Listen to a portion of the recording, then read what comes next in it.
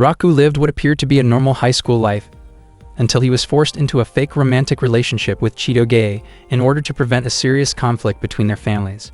While pretending to be in love, Raku became trapped in a complicated romantic situation as several girls connected to a forgotten childhood promise began to appear in his life, each of them holding a key tied to his past.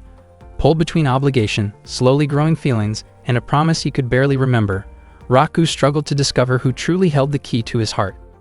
10 years earlier, Raku had made a promise with a childhood friend. Before they were separated, they each wore a pendant. Raku kept a pendant shaped like a keyhole, while his childhood friend carried the key. The locket was meant to be opened only when they met again, and the key would reveal what had been locked inside. They had promised to marry in the future. 10 years passed, and Raku grew into an ordinary teenager. On that day, Raku began his morning routine by preparing breakfast. He started by sautéing spices for the meat, cooking pasta, and finishing the dish carefully. Once the food was ready and tasted good, Raku called over the people he casually referred to as troublemakers to eat together. The men, who had intimidating appearances, immediately turned toward him and addressed him respectfully as the young master. They all ate together, genuinely enjoying the meal Raku had prepared. They praised him as a worthy heir. Raku stated that he had no interest in becoming the successor to a Yakuza organization. He explained that he wanted to attend a top university, become a civil servant, and live an honest and upright life while moving forward with purpose. The group reacted enthusiastically. Raku's father, Issei, soon arrived, and the Yakuza members immediately showed respect to him as their boss. Issei mentioned that he would discuss something important with Raku in the near future. Every day, Raku was escorted to school by his father's subordinates. Other students felt uneasy when they passed by the Yakuza members.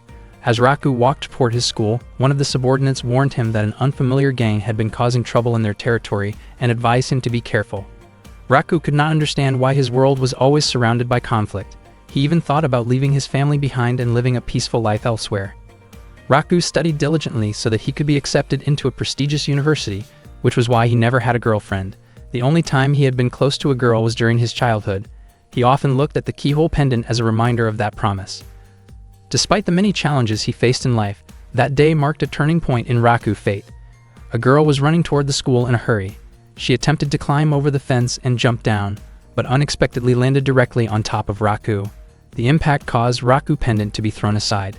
The girl apologized and quickly left the scene. Raku was left confused by what had just happened. Raku then entered his classroom, where Shu and Onodera were surprised to see him.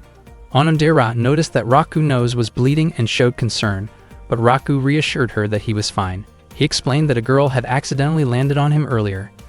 Shu was confused, wondering what kind of person would climb a fence and cause such an incident. Raku asked Shu to believe him. Onodera gently handed Raku a bandage to stop the bleeding. Raku was surprised by how close he felt to Onodera at that moment. He even felt that enduring the mishap was worth it just to be near her.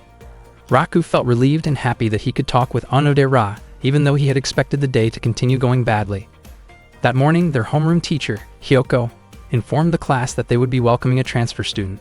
She then introduced the new student. The transfer student turned out to be the same girl who had collided with Raku earlier that morning. She introduced herself as Chitoge, a transfer student from America with Japanese and American heritage.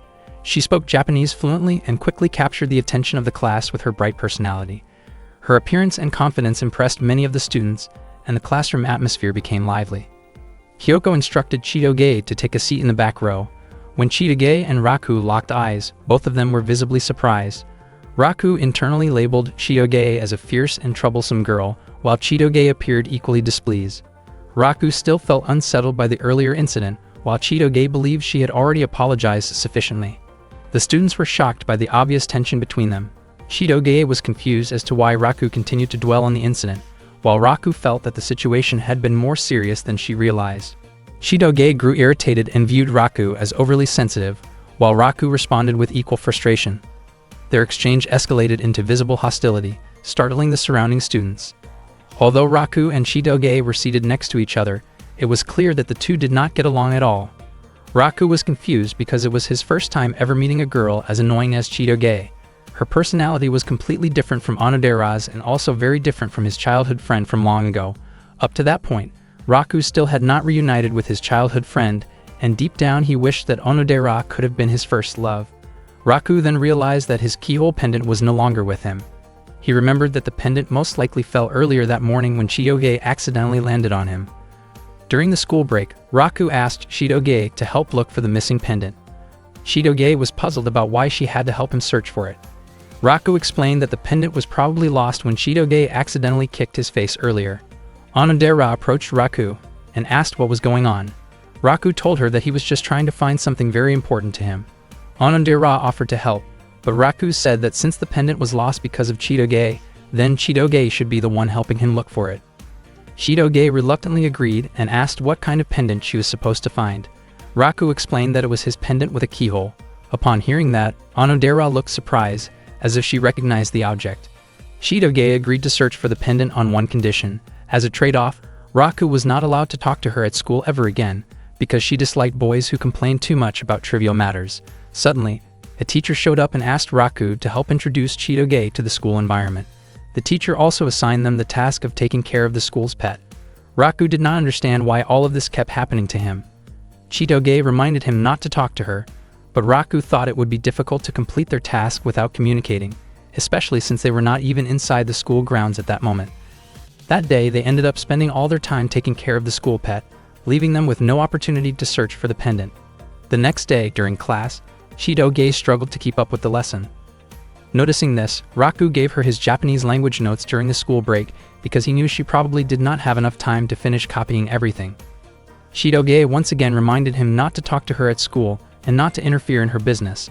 Raku grew increasingly irritated by Chitoge's attitude. The following day, Raku's class had a physical education lesson, and the students were doing warm-up stretches. At that time, Shu asked since when Raku had become close to Chitoge, because Raku was often seen together with her after school. Raku denied being close to her. Shu commented that Chitoge was very beautiful, and that many boys were curious about her. Raku completely disagreed with the idea of Chitoge being considered beautiful. During the class, Chitoge managed to perform an impressive move on the bar, and her classmates cheered and praised her. In Raku's mind, her beauty felt exaggerated and awkward. Chitoge noticed his reaction and responded by acting recklessly, causing a small commotion that the teachers quickly put under control. When Raku arrived home, he still could not believe Chitoge's wild behavior and wondered what kind of environment she had grown up in. Suddenly, one of the Yakuza members mentioned that there was trouble involving a rival group in Alley 3, and they rushed out to deal with the situation. It could be said that Raku lived in a rather rough neighborhood. The next day after school, Onodera gave Raku some bandages to treat his injuries. Raku mentioned that Chitoge was a very intense and intimidating girl. Even so, Onodera thought that Raku was still being kind to Chitoge, since she had seen him lending his notes to her. Raku felt genuinely happy hearing that. Onodera then asked where Raku had bought the missing pendant. Raku explained that the pendant was a gift from someone 10 years ago. Onodera was shocked to hear that. Raku admitted that he had made a promise, which was why he had to keep the pendant with him at all times. Over the next few days, Raku and Chitoge continued searching for the pendant every time they walked home from school. Chitoge complained because despite searching for several days, they had made no progress at all. Raku then asked why Chitoge had suddenly transferred to the school. Chitoge explained that the move was related to her parents' work, but she refused to go into detail when Raku tried to ask more. She clearly did not want to talk about her personal life with him. As Chitoge walked past Raku, he caught her scent, which strangely made him feel as though he had smelled it somewhere before. After growing tired from searching, Raku went to the riverbank and thought about where he might have encountered that familiar scent in the past. Suddenly, he noticed a disturbance caused by a mafia group nearby. He could not believe that the situation around that area seemed to be getting more and more chaotic. The next day, Chitoge arrived late to help Raku search for his missing locket. She admitted that she was irritated because her friends had been spreading rumors that she was dating Raku. In reality, Chitoge did not feel close to him at all, and every day after school, she still chose to help him look for the locket because she believed it was the right thing to do as a decent person. At the same time, Onodera was walking toward Raku because she wanted to help with the search as well. However, she ended up overhearing a heated argument between Raku and Chitoge. The two of them were caught in a tense exchange, blaming each other for the situation. Chitoge could not understand why Raku was panicking so much over a lost locket.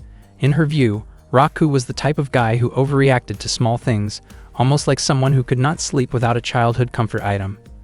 Chitoge acknowledged that it made sense if the locket had been given to Raku by a girl he cared about, but she still could not understand why he kept clinging to such a childish memory from the past. She believed that the girl who gave him the locket had probably already forgotten about it. Chitoge continued to speak harshly, which eventually made Raku lose his temper. He told her to leave if she truly did not want to help anymore. Heavy rain began to fall, and Chitoge immediately walked away after Raku raised his voice at her. Raku never expected that he would end up seriously scolding a girl, and the realization left him shaken. The following day, Raku continued searching for the missing locket on his own. From a distance, Chitoge quietly watched him.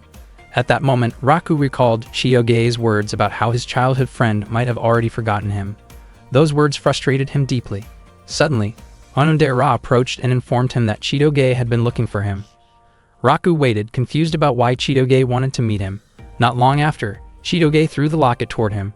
Raku was stunned that she had managed to find it. Onodera later explained that even after their argument, Chitoge had continued searching for the locket in secret. Chitoge did not want Raku to know that she had been doing so all along. Chitoge had also slipped a short note inside the locket, stating that her task was finished and that Raku should no longer speak to her while they were at school. Raku realized that although Chitoge was often irritating, she also had a genuinely kind side. He also understood that some of the things she had said to him were not entirely wrong. It truly might have been time for him to let go of his childhood promise. Suddenly, Onodera expressed that she did not agree with Raku's decision to forget the promise. She believed that if the other person still remembered making that promise, then that person would surely feel hurt if Raku abandoned it. Even if it was a promise made by two children, the fact that it existed meant that the person who made it cared deeply about him. Onodera apologized for saying something that might have sounded strange, but Raku did not mind at all. Instead, he felt grateful because her words helped him feel better. Onodera's face turned red as she looked at Raku. Raku realized that whether or not he would ever meet that person again, he should never forget the promise and must continue to keep it close to his heart. He thanked Onodera and then left. Onodera remained standing there, her face still flushed as she watched him walk away. She felt nervous, and once again, she could not bring herself to say what she truly felt. In truth, Onodera was the girl who had made that promise with Raku in the past. She felt foolish for being unable to confess the truth to him. That evening, Raku returned home, where Issei was already waiting to speak with him, just as he had mentioned before. Issei explained that a long-standing conflict between powerful groups was about to reach a critical point. Raku was shocked and wondered whether it was really acceptable for the situation to continue escalating. Issei then revealed that the leader of the opposing group was actually an old friend of his, and that the man had a daughter around Raku's age. Because of this, Issei planned to pair Raku with that daughter. Raku was stunned by the idea, but it turned out to be a strategic arrangement. If the heirs of both families appeared to be a couple, their followers would hesitate to take drastic action. Raku insisted that he did not want to be involved in such an arrangement. Issei asked whether Raku already had a girlfriend, but regardless of the answer, Issei made it clear that lives were at stake and that his decision would not change. Raku could not refuse his father, especially since the relationship would only be an act and would likely last just a few days. Suddenly, Raku heard a familiar voice. Issei then asked the girl who would be Raku's partner to come forward. To Raku's complete surprise, the girl was Chitoge. In that moment, everything finally made sense to him. Why Chitoge had suddenly transferred schools, why she avoided talking about her family, and why the scent around her had always felt familiar. It was the same sharp scent he associated with gunpowder. Issei declared that starting the next day, Raku and Chitoge would be in a relationship for 3 years. The days filled with constant arguments between them were about to turn into a period of living out a carefully constructed false love. Raku was forced by his father to date the daughter of a mafia boss. He never expected that the girl in question would be Chitoge. Only then did he find out that Chitoge was the daughter of a mafia leader, and at the same time, Chitoge also never imagined that Raku was the heir of a Yakuza family. Chitoge's father, named Adult, was the boss of the Beehive Mafia gang. Issei was the one who introduced Adult and Chitoge to Raku. Adult mentioned that Issei had talked a lot about Raku before this meeting. Both Chitoge and Raku strongly objected to the idea of dating each other, but Issei explained that they really had no other option. Neither side wanted to allow a conflict between groups to break out. Suddenly, a group of people led by Claude rushed into Raku's residence, searching for their young lady. Claude was a high-ranking member of the Beehive Mafia and was assigned to protect Chitoge, so he came to bring her back. Not long after that, more members arrived and prepared themselves, creating a very tense situation with the opposing group. Issei realized that the Beehive members seemed to misunderstand the situation. Issei and Adult then explained together that Raku and Chitoge were a couple who were deeply in love. Everyone present was shocked and clearly found it hard to believe. Claude even looked to his boss for confirmation. Adelt admitted that both he and Issei had already given their blessing to the relationship. The Yakuza members were deeply moved, because they had been worried for a long time that Raku still did not have a girlfriend at his age. Some of them even started thinking about celebrating the news.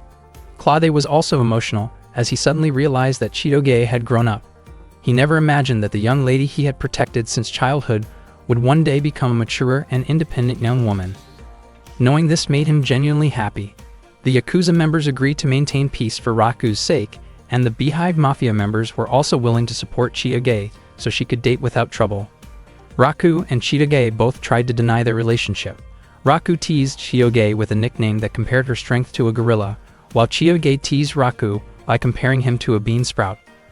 The tense atmosphere quickly escalated when both sides reacted strongly to the teasing, and the situation almost turned dangerous. Issei and Adelt immediately stepped in and made it clear that any harm toward either Raku or Chitoge would not be tolerated. The subordinates then asked again whether Raku and Chitoge were truly dating.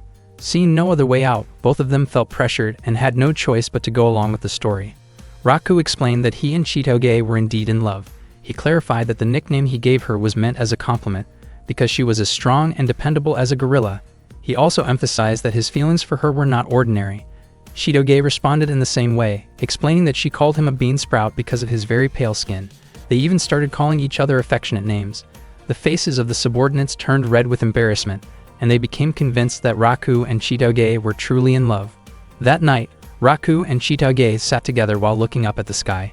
They felt unable to complain about the situation, since they had no real choice other than to go along with it. Chitoge admitted that she did not even know what people were supposed to do while dating. Raku also confessed that he had no idea because he had never dated anyone before. Chitoge then admitted that she also had no dating experience, since she was not very good at romantic things. Raku thanked Chitoge for finding his locket. Chitoge explained that she felt bad hearing Raku constantly worrying about it. She became curious about why the locket was so precious to him and wondered if it was connected to someone important from his past. Raku then shared that the locket had been given to him by someone 10 years earlier. When his father once took him on a trip, he became close to a girl he met there. Before they parted ways, the girl gave him the locket as a symbol of their promise to meet again someday. Raku could no longer remember her name or face, but he still remembered the promise itself. He assumed that Chitoge might dislike something like that, because it involved holding on to the past. Chitoge explained that what she truly disliked were men who remained stuck in past mistakes and never tried to change themselves. As for a romantic promise like that, she actually found it sweet. Raku started thinking about ways to handle the situation, since dating Chitoge would definitely be exhausting for him. Chitoge, on the other hand, was also reluctant to date Raku. In the end, the two of them continued to tease each other, even though neither of them was happy about being in this relationship. The next morning, when Raku woke up from his sleep, one of his father's subordinates informed him that a guest had come to see him. Raku immediately went to meet the visitor and was surprised to find Chitoge there with her father. With a teasing grin on her face, Chitoge invited Raku to go on a date that very day. Hearing this, Raku was taken aback. He wondered why he had to go on a date with Chitoge. It turned out that because they were considered to be a couple, they were expected to do activities that couples normally do, such as going on dates together. Raku and Chitoge walked around the downtown area together. Unbeknownst to them, members of the Beehive Mafia and the Yakuza were watching them from a distance. Chitoge did not understand why she had to be put in a situation like this. According to Raku, there was no other choice but to go along with it, and he asked what they should do next. Chitoge admitted that she did not know either, because in her opinion, it was usually the man who was supposed to take the lead. Raku had never dated anyone before, but he had often imagined his ideal date with Onodera. In his imagination, they would chat together at a cafe, watch a movie, eat a meal together, and take a relaxing walk through a beautiful park. Raku suggested that they visit a cafe, but to his surprise, Chitoge kept criticizing the drinks and food that were served. After that, they went to a movie theater. Chitoge chose an action-packed movie, while Raku preferred an emotional film that was currently very popular. In the end, they decided on a romantic movie, since that was the kind of film people usually watched on dates. However, Chitoge ended up falling asleep before the movie was over. Raku never expected that a girl like Chitoge would look much cuter while sleeping than when she was being loud and restless. After the movie ended, Chitoge asked Raku to buy her some juice because she was thirsty. Raku felt irritated and realized once again that Chitoge really did not have a soft or gentle side at all. While Raku was buying the juice, Chitoge was approached by a group of rude men. She said that she was waiting for someone, but they kept bothering her. Even Claude and the others who were keeping watch from afar felt annoyed by the situation. The men continued to bother Chitoge, and she was already preparing to deal with them herself. Suddenly, Raku returned, grabbed Chitoge by the arm, and pulled her away as he started running. Chitoge was shocked and could only follow wherever Raku led her. When they finally stopped at a park bench, Chitoge wondered why Raku had stopped her, acting like a man who had just saved a girl from trouble, even though she could have handled the situation on her own. Raku explained that he only wanted to keep Chitoge away from a confrontation. He did not intend to defend the men, but he believed that if Chitoge lost her temper and caused a scene, people might end up judging her unfairly. Raku reminded her not to lower herself to that level. Hearing this, Chitoge's face turned red. She admitted that she also did not want to waste her time dealing with people like that. Raku realized that this was the first time in his life that he had held a girl by the arm. Chitoge commented that going on a date with Raku was annoying, boring, and full of unwanted advice, which completely ruined her mood. Even so, she admitted that it was not the worst experience ever, and she even added 1 extra point to the score if their date were rated out of 100. After saying that, Chitoge quickly walked away. As she continued down the street, Chitoge kept thinking about what had happened earlier.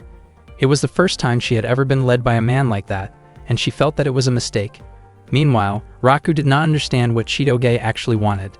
He thought that if he had gone on a date with Onodera instead, his dream might have come true already. Suddenly, Onodera appeared right in front of him. She was surprised because she had just heard Raku say her name. Onodera asked what Raku was doing there, and Raku reacted in panic when he saw her. He then asked what Onodera was doing in that area.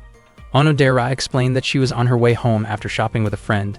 In truth, she had wanted to surprise Raku, but she ended up being the one who was surprised when she heard him mention her name. Onodera became curious about what Raku had been thinking. Raku's heart started beating fast as he saw Onodera looking straight at him. At that moment, Chitoge was in the restroom. By chance, she overheard her father's subordinates talking.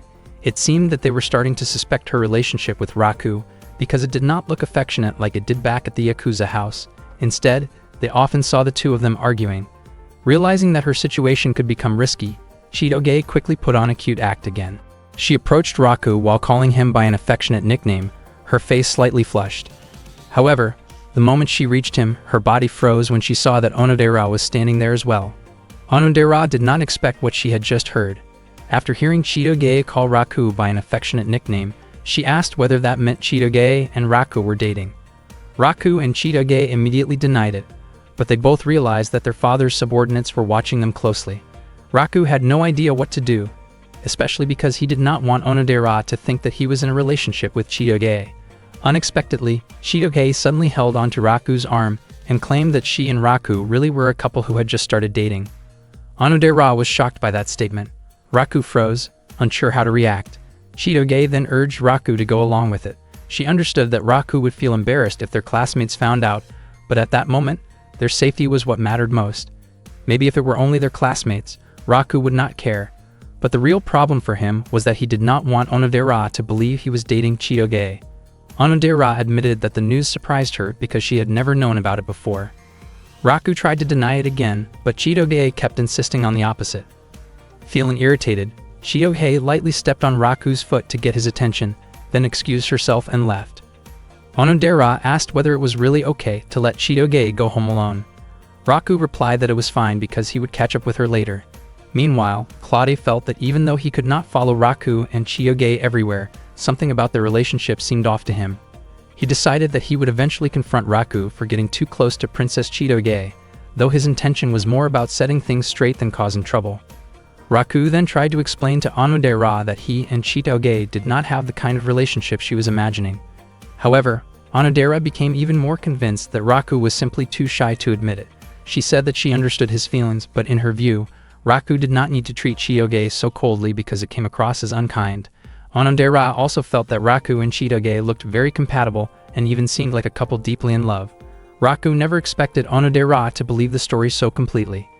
Onodera prepared to leave, assuming that Raku and Chitoge were on a date. But before she went home, Raku asked whether she had ever seen his locket before, perhaps when they were younger. Onodera said that she had never seen a locket like that at all, and she suggested that Raku should hurry and find Chitoge. After night fell, Raku searched around the park for Chitoge. He apologized for making her wait so long. Chitoge scolded Raku, saying that even though she had tried her best, Raku had ended up doing the opposite of what she expected. Raku bought dorayaki as a way to apologize. His face turned red as he admitted that everything really was his fault. Chitoge was surprised that Raku was actually aware of his mistake. Raku urged her to try the dorayaki right away, but when she opened the package, it turned out she did not like dorayaki at all.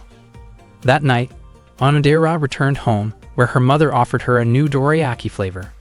Onodera chose to go straight to her room instead. She looked at an old photo of Raku from when he was a child and felt conflicted because she had not told him the truth. She realized that by staying silent, it was only becoming harder for her to ever say what she really felt to Raku. One day, Chitoge accompanied Raku while he took care of the school's animals. Chitoge admitted that even though Raku handled everything on his own, he took very good care of them. Raku explained that he treated the animals like his own family. Unexpectedly, many of the animals he fed became overly energetic and crowded around him, but Raku laughed happily and casually complained about how troublesome they were. Chitoge asked how many animals were actually there. Raku said there were about 90, which shocked Chitoge and made her say that the place felt like a zoo. Some of the animals had names while others did not. Chitoge wondered why only some were named even though Raku considered them family. It turned out that precisely because he saw them as family, Raku was very careful when choosing names. One animal was named Divine Spacer Kiyoshi, which Chitoge felt was far too long. Raku then told Chitoge that she could name the animals instead, but she ended up just numbering them. Raku pointed out a few animals he had already named, such as Rodriguez IV, the turtle, and Crusher Kato, the chicken. Chitoge reacted with curiosity, casually wondering what kind of food those animals might like, which made the moment feel awkward but lighthearted. In the past, a young Raku approached a little girl and asked why she was crying. The girl explained that the picture book she was reading had a sad ending. She said she loved the book very much, but the story made her heart ache. After hearing that, Raku changed the ending into a happy one. The girl felt relieved and happy because the new ending was beautiful. She smiled warmly and asked for Raku's name. However, before she could say her own name, the adult Raku suddenly woke up from his sleep. That moment from his childhood had once again appeared in his dream. Yet even now, Raku still could not remember the little girl's name. His face turned red as he recalled the girl's face from the dream, but he felt irritated because the dream never continued, even though he dreamed about her quite often. That morning, Raku quickly prepared breakfast while his mind was still stuck on the dream. After yesterday's conversation with Onodera, it was already clear that Onodera was not the girl from the pendant promise in his past. On top of that, Onodera had also been thinking about the fact that Raku was already dating Chitoge. Raku suddenly let out a frustrated scream, feeling overwhelmed by everything that was happening to him. His reaction made the Yakuza members around the house feel worried. After that, Raku headed to school with the intention of talking to Onodera to clear up the misunderstanding. He remembered Onodera's words about how the girl from the promise must have truly cared about him. Raku wondered whether that girl was still holding on to the key after all those years. Suddenly, Chitoge greeted Raku affectionately from across the street. Raku was surprised to see how exhausted Chitoge looked. She explained that she was tired because of what happened the day before. It turned out she had been overwhelmed by endless questions about her relationship, asked by her father's subordinates. Chitoge felt irritated because even at home, she could not catch a break. Raku realized that school might be the only place where they could relax, even just a little. Chitoge wondered how long this situation would last and whether it really had to continue for 3 years.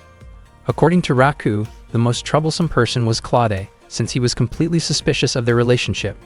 Raku asked where Claude was at that moment, but Chitoge did not know because she had not seen him yet that day. For Chitoge, the most important thing was making sure their relationship did not become known at school. She reminded Raku to explain things to Onodera, because if Onodera misunderstood and spread rumors, it would cause more problems. Raku felt confident that Onodera was not the type of person who liked gossiping. As soon as Raku opened the classroom door, he saw Onodera chatting with 2 of her friends. Onodera immediately greeted him. Just as Raku was about to explain what had happened the day before, all the students in the class suddenly congratulated him and Chitoge on becoming a couple. Their classmates hoped that the relationship would last all the way to marriage. Raku quickly tried to deny it, but Shu explained that on the previous Saturday, Itano and Shirogasaki had seen them together and assumed their relationship was real. Shu admitted that he felt jealous, since he never expected Raku to be the first one to get a girlfriend. Some of the male students wondered why Chitoge would choose someone as ordinary as Raku to be her boyfriend. Their homeroom teacher Kyoka was also surprised by the relationship between Raku and Chitoge. Raku tried to deny everything and clear up the misunderstanding, but at that moment Claude was secretly watching them from outside the classroom. Raku and Chitoge were shocked when they noticed Claude there. Claude was eagerly waiting to see how Raku would explain their true relationship, since he was ready to remove Raku if it turned out that Raku was not truly dating Chitoge. Their classmates waited for a clear answer about what kind of relationship Raku and Chitoge actually had. Left with no choice, Chitoge stated that she and Raku were a couple deeply in love. The class erupted in cheers after hearing that confirmation. Raku signaled to Onodera that he would explain everything to her later. Onodera praised them, saying that just as she had expected, Raku and Chitoge seemed like a well-matched couple. After school, Raku and Chitoge could not understand why their bad luck kept following them. Chitoge felt that her high school life was already ruined, and she could not understand why Raku seemed so calm about it. Because Claude kept watching them during breaks and lunchtime, Raku never got the chance to talk to Onodera. Chitoge told Raku to go home first, because she still had something to take care of. When Raku asked what she was planning to do, Chitoge responded by lightly tapping his head in annoyance. Raku worried that Onodera would continue to misunderstand him all the way until graduation. He did not want that to happen, and he was determined to talk to her somehow, but no matter what he did, he could not find the right opportunity. Unexpectedly, Raku ran into Onodera, who had just finished a committee meeting. Raku realized that this was a rare chance to talk to her, so he felt that he had to act right away. He wanted to start a conversation, but he worried that Onodera might ask why she was the only one being told about this. Raku began to panic about what he should say if Chitoge ever questioned him like that. If he said that he wanted Onodera to understand his situation, it would be the same as openly confessing his feelings to her. A confession was something that needed to be prepared carefully, and at that moment, Raku felt that his heart was not ready for it. In the end, Raku said that he thought he and Chitoge did not really suit each other. Onodera reminded him that he should not say things like that while he was still in a relationship. She felt that Chitoge might have her own reasons for being able to like Raku. Raku was not convinced because he believed he had no special strengths.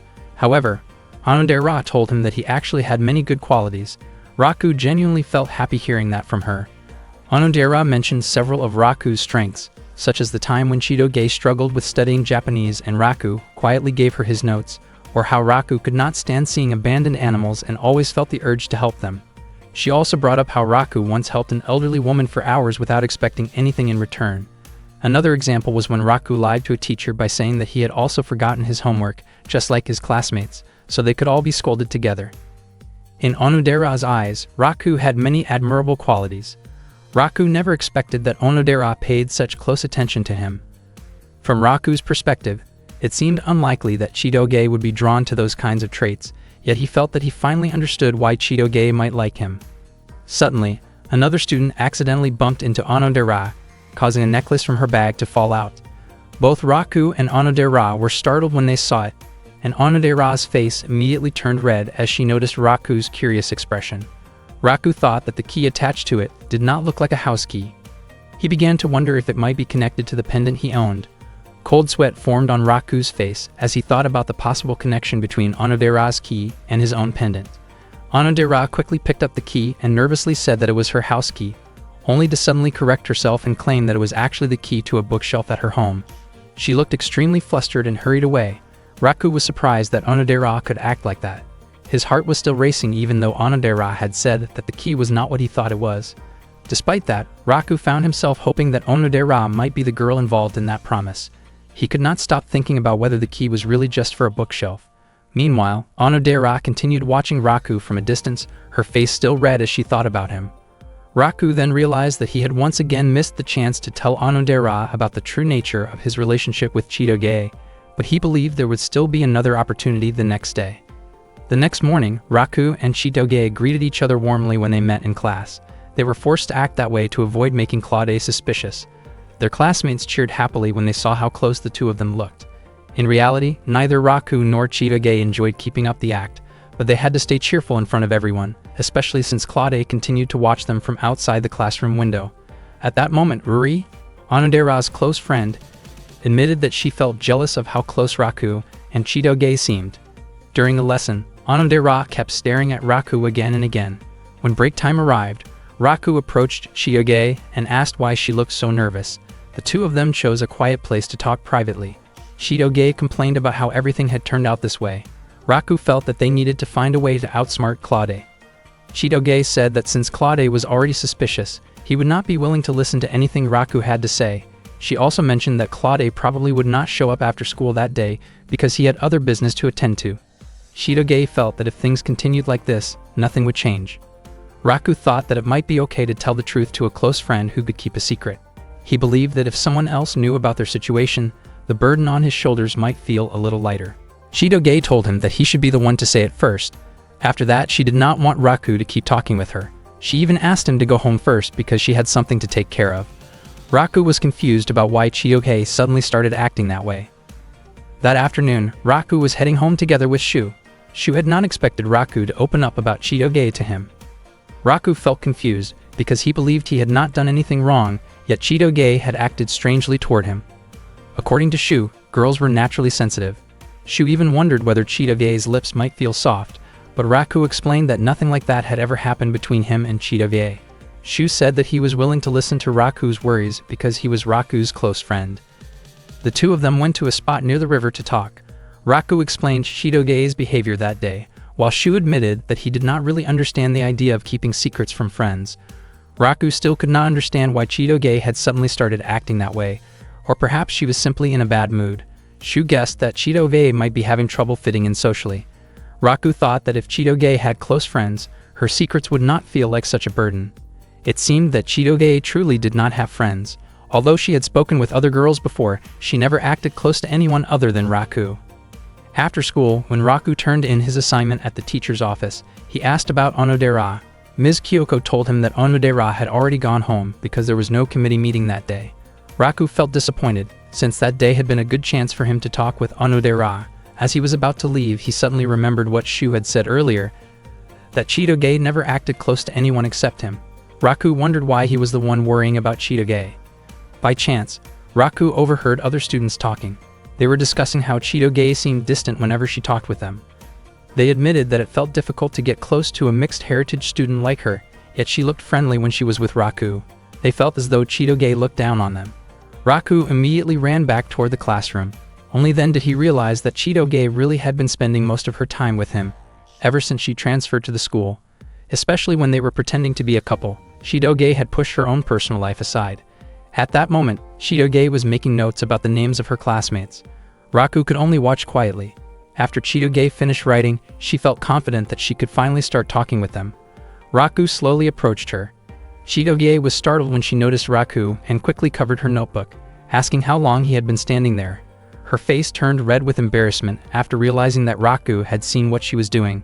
Chitoge reflexively tried to lash out, but Raku stopped her before it went too far. Chitoge was sure that Raku would laugh at her. She admitted that she did not know any other way to get close to people and confessed that she had no idea how to approach classmates. Claude had been protecting her since she was little. He had always been extremely protective, even escorting Chitoge to school and constantly keeping an eye on her. He also always tried to find out who she spent time with, which made it difficult for Chitoge to make friends. In truth, she wanted to live like a normal girl. She had thought that moving to Japan would mean no one would know that she was the daughter of a mafia boss, but the situation turned out to be no different. Chitoge herself wondered why she had ended up telling all of this to Raku. Raku felt that his own life was not that different from hers.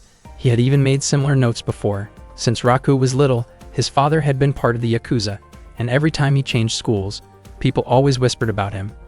Raku explained that Ueshida was actually a nice person who got really excited when talking about sports.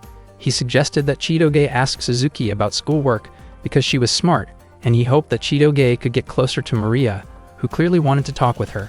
Raku knew a lot about his classmates thanks to the notes he had once made, and he even offered to help Chitoge become closer with everyone. Raku admitted that Chitoge could be annoying, but he understood how she felt. Chitoge's face turned red, yet she acted as if she was reluctantly accepting Raku's help.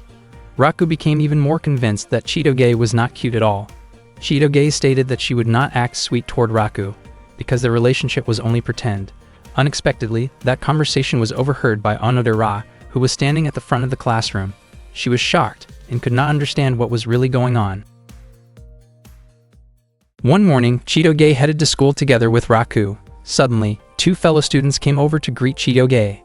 At first, she looked very nervous, but moments later she started talking about sports. They seemed very comfortable chatting about a sports match from the previous night. Raku noticed that the note she had prepared earlier seemed to help a lot. From that day on, little by little, Chitoge managed to grow closer to her classmates. She was not the type of person who struggled to make friends. Rather, her natural personality allowed her to connect easily once she was given the chance. That day, Chitoge was assigned to take care of the plants at school, and she quietly sang to herself because she felt happy. Her high school life was finally going the way she had imagined. Her mood even improved whenever she saw the school's plants and animals. She proudly told Raku that she was planning to go to McDonald's with her friends later. Raku did not feel jealous, since he also went there often. In Chitoge's mind, she felt that if she were to break up with Raku, her life might become even more perfect. Previously, whenever Raku was near her, Chitoge always showed a sulky expression, but this time she actually smiled at him. Unfortunately, Raku misunderstood her attitude. Chitoge had not really changed at all, and was still the same troublesome girl as ever. At the same time, Ruri and Onodera were watching them from a distance. Ruri did not like how close Raku and Chitoge seemed to be. Instead, she was worried about Onodera's feelings, since she realized that her best friend had feelings for Raku. Hearing this, Onodera was surprised and tried to deny it, but Ruri was completely convinced that Onodera liked him. Onodera felt that she was nothing more than an obstacle, because Raku already had a girlfriend. Ruri confidently stated that she believed Raku also had feelings for Onodera. Onodera's face immediately turned red, and she could hardly believe what Ruri was saying. Ruri had been watching the two of them for a long time and even suggested that Onodera should try dating Raku. Onodera admitted that Ruri's words were painfully honest. Ruri gently patted Onodera's head and reminded her that there was no rule saying Onodera could not get close to someone just because that person liked someone else. Onodera realized that Ruri had a point. Ruri told her not to worry and promised to create an opportunity for her. She then walked straight toward Raku, making Onodera panic and worry about what Ruri might say to him. In the end, Ruri simply suggested having a group study session in Raku's room. Raku was surprised by the idea, but immediately agreed. After school, Raku invited Ruri, Onodera, Shu, and Chitoge to his house. They were greeted by members of the Yakuza. One of them, Ryunosuke, asked whether Raku was planning to hold a study session. Raku asked Ryunosuke to prepare some tea right away. He did not understand why Ruri had suddenly suggested studying at his place. He also never expected that Onodera, the girl he liked, would join them, which made him feel extremely grateful. Ruri then asked why Shu had come along as well. Shu explained that there was nothing wrong with him joining, especially since he and Ruri were both glasses-wearing classmates. Raku wondered if this had all been Onodera's idea and tried to get Ruri to admit it. At that moment, Raku and Onodera accidentally made eye contact, but Onodera quickly looked away. Her face turned red, and she could not bring herself to look at Raku. The group then headed toward Raku's room. Raku tried to calm his racing heart, but suddenly Chitoge started moving around excitedly in front of him, prompting Raku to wonder what was making her so nervous, or rather, so cheerful. Chitoge admitted that it was her first time ever studying in a group with friends, and wondered if it was wrong for her to feel that happy. When they arrived at Raku's room, Ruri was amazed by how spacious it was.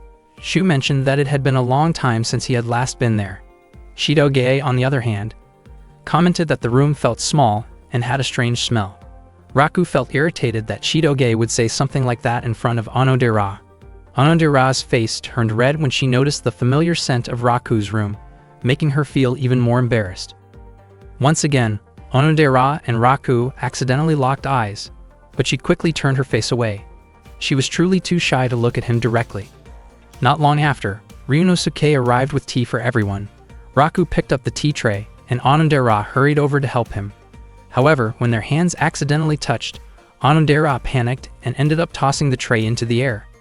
Ryunosuke immediately became flustered and asked whether Raku was all right, while Onodera, overwhelmed with embarrassment, quickly apologized. At that moment, Raku felt so restless that he did not know what to do. He tried to calm himself down and focus on his assignment. Onodera asked Ruri to help her with a problem she found difficult, but instead, Ruri told Raku to help Onodera. Onodera was surprised and wondered why Ruri had pointed her toward Raku instead. Ruri admitted that she was not good at that particular subject. Onodera found it strange because Ruri had been able to solve even harder problems the day before. Worry then asked Onodera not to question her any further. Onodera quickly approached Raku, looking nervous as she asked for his help. Their faces both turned red because they were standing so close to each other. At that moment, Raku's heart was beating extremely fast, not only because Onodera was right beside him, but also because he was not confident in math.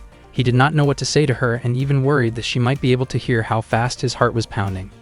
Raku tried to calm himself, but the math problem truly was difficult. Suddenly, Chitoge suggested that they should align the variables first. Raku told Chitoge that she should just focus on her own assignment. Chitoge replied that she had already finished it, which Raku could hardly believe since the homework that day was 3 full pages. Chitoge then showed the completed assignment to him. Raku was shocked and realized that Chitoge was actually smart, even though he had assumed he was better than her. It turned out that when Chitoge studied in America, she consistently earned straight A grades. She was also willing to help Onodera. Onodera felt very happy because Chitoge explained everything in a clear and easy-to-understand way. Hearing the praise, Chitoge laughed cheerfully and looked down at Raku with confidence. Raku felt extremely annoyed and silently wished she would stop acting so smug. Not long after that, Chitoge suddenly asked whether there was a guy that Onodera liked. Both Raku and Onodera were caught off guard by the question. Raku wondered why Chitoge would bring up something like that, but to Chitoge, it was a normal topic among girls. Onodera admitted that she did not have feelings for anyone yet. Hearing that, Raku smiled to himself because it meant he still had a chance. Chitoge also admitted that she did not like anyone at the moment and hoped she would experience something romantic someday. Their classmates felt confused by Chitoge's statement, and realizing the awkward atmosphere, Chitoge claimed that she was only joking. Raku immediately played along to help smooth things over. They continued acting close so their classmates would not grow suspicious. Shu suddenly asked how far Raku and Chitoge's relationship had progressed. Chitoge panicked upon hearing the question. Raku quickly stopped Shu from continuing and led him outside, clearly uncomfortable with the topic. Raku warned Shu not to talk about things like that. He then explained the fake dating situation and asked Shu to keep his secret. However, Shu revealed that he had known from the start and had only pretended not to know so he could enjoy the situation. Raku was surprised that he had ended up telling Shu everything. Shu advised Raku not to let Onodera misunderstand anything and suggested that Raku should be honest and confess his feelings to her. Shu even offered to help, as he believed that Onodera had feelings for Raku as well. Raku was shocked and felt that such a possibility was hard to believe. Raku and Shu then returned to the others. Raku kept thinking that if Onodera truly liked him, his life would become incredibly happy. Unbeknownst to him, several Yakuza members were watching from a distance. They were suspicious because there seemed to be no progress in Raku and Chitoge's relationship. Even inviting Chitoge to his house required bringing other friends along. The Yakuza members decided to help Raku grow closer to Chitoge.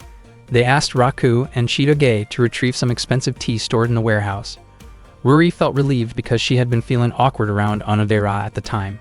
When they arrived at the warehouse, Raku asked Chitoge to go inside with him, but she refused and chose to wait outside. Suddenly, someone pushed them both inside and locked the door from the outside. It turned out that the Yakuza members had done it on purpose to give Raku and Chitoge time alone together. Raku repeatedly knocked on the warehouse door, but it was no use. He wondered why the Yakuza members would go that far, especially after they claimed they could only help up to that point. Despite the situation, Raku remained calm because he believed they would eventually find a way out, especially since there was a ladder and a window inside. He apologized to Chitoge for the Yakuza members' actions. Unexpectedly, Chitoge held on to Raku tightly from behind. She was extremely frightened and reacted defensively when she realized how close they were.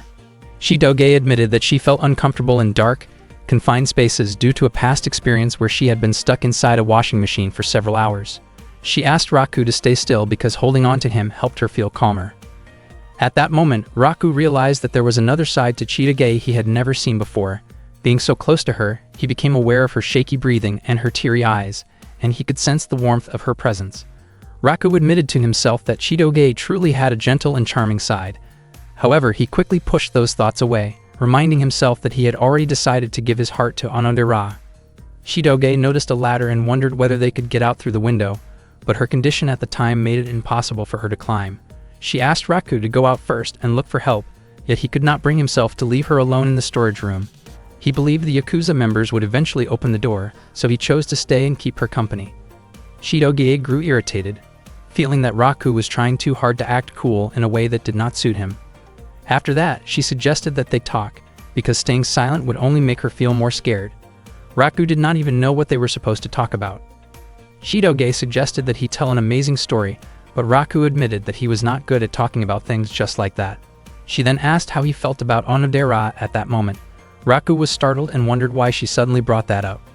According to Chitoge, Onodera seemed like an impressive person who was sweet and friendly, so she felt she could probably get along well with her. Raku admitted that Onodera really was kind, warm, and thoughtful. He also thought that she was beautiful, neat, charming, and feminine, and he felt confident that Onodera was the kind of girl many people would admire. Chitoge asked whether Raku might be hiding feelings for Onodera. He panicked, realizing that she had noticed. Chitoge admitted that she agreed with his opinion about Onodera. She then suddenly wondered why everyone kept bringing up questions about kissing and whether it was really that important. Raku did not understand why people enjoyed talking about that topic so much. Chitoge commented that she would rather face something extreme than ever kiss Raku, though the remark came off as exaggerated and emotional rather than serious. Raku became convinced that she had never kissed anyone before. Chitoge, on the other hand, suspected that Raku was the inexperienced one, while she claimed to have kissed many people, explaining it as a form of greeting in other countries. Raku pointed out that they were talking about kissing on the lips, not a friendly greeting on the cheek. They kept arguing back and forth about the subject. As the debate went on and became more heated, Raku unexpectedly stopped feeling scared. Because of that, Chitoge felt confident that she could finally climb the ladder. She quickly stood up, but then she stumbled and her body landed right in front of Raku. Their faces turned red because they were suddenly so close that it looked as if they were about to kiss. At that moment, Claudia arrived and opened the storage room door. Seeing how close they were, he teased Raku, implying that he should not rush things like that. Ruri then appeared and admitted that she felt relieved, since she had been worried about them the entire time. Unexpectedly, Onodera also arrived and saw the scene. Her face turned red, and she apologized for interrupting before quickly leaving the area. Raku felt deeply upset because Onodera had misunderstood the situation. He never imagined that such drama would bring their group study session to an abrupt end. That night, after taking a bath, Chitoge read through a friend's notebook. Before this, she had viewed Raku as loud, overly heroic, and annoying. She added a note about him, writing that he might possibly have a good side, though it seemed like it was probably just her imagination. In the end, she thought of Raku as nothing more than a bean sprout. Earlier during the group study session, Onodera had gone to look for the restroom, leaving Ruri alone with Shu. Shu asked whether Ruri had ever kissed anyone, which caught her completely off guard. Ruri refused to answer and wondered why Shu was suddenly acting so familiar with her. She brought up her suspicions about the relationship between Raku and Chitoge, feeling sure that Shu knew something. But he only continued teasing her, making her feel uncomfortable and turned off by his attitude. Meanwhile, Onodera became confused about where the restroom was and decided to ask Ryunosuke for directions. That day, during the break, Raku bought a drink from the school vending machine. His mind was still stuck on what had happened at his house the day before. He desperately wanted to forget the incident with Chitoge in the storage room, but he could not stop worrying about Onodera, who might have misunderstood what she saw when Raku and Chitoge were together there. When Raku reached the area near the classroom, he noticed Ruri trying to cheer Onodera up and telling her not to stay gloomy. Onodera explained that she felt like she could not interfere in someone else's relationship. Unfortunately, Raku could not clearly hear their conversation.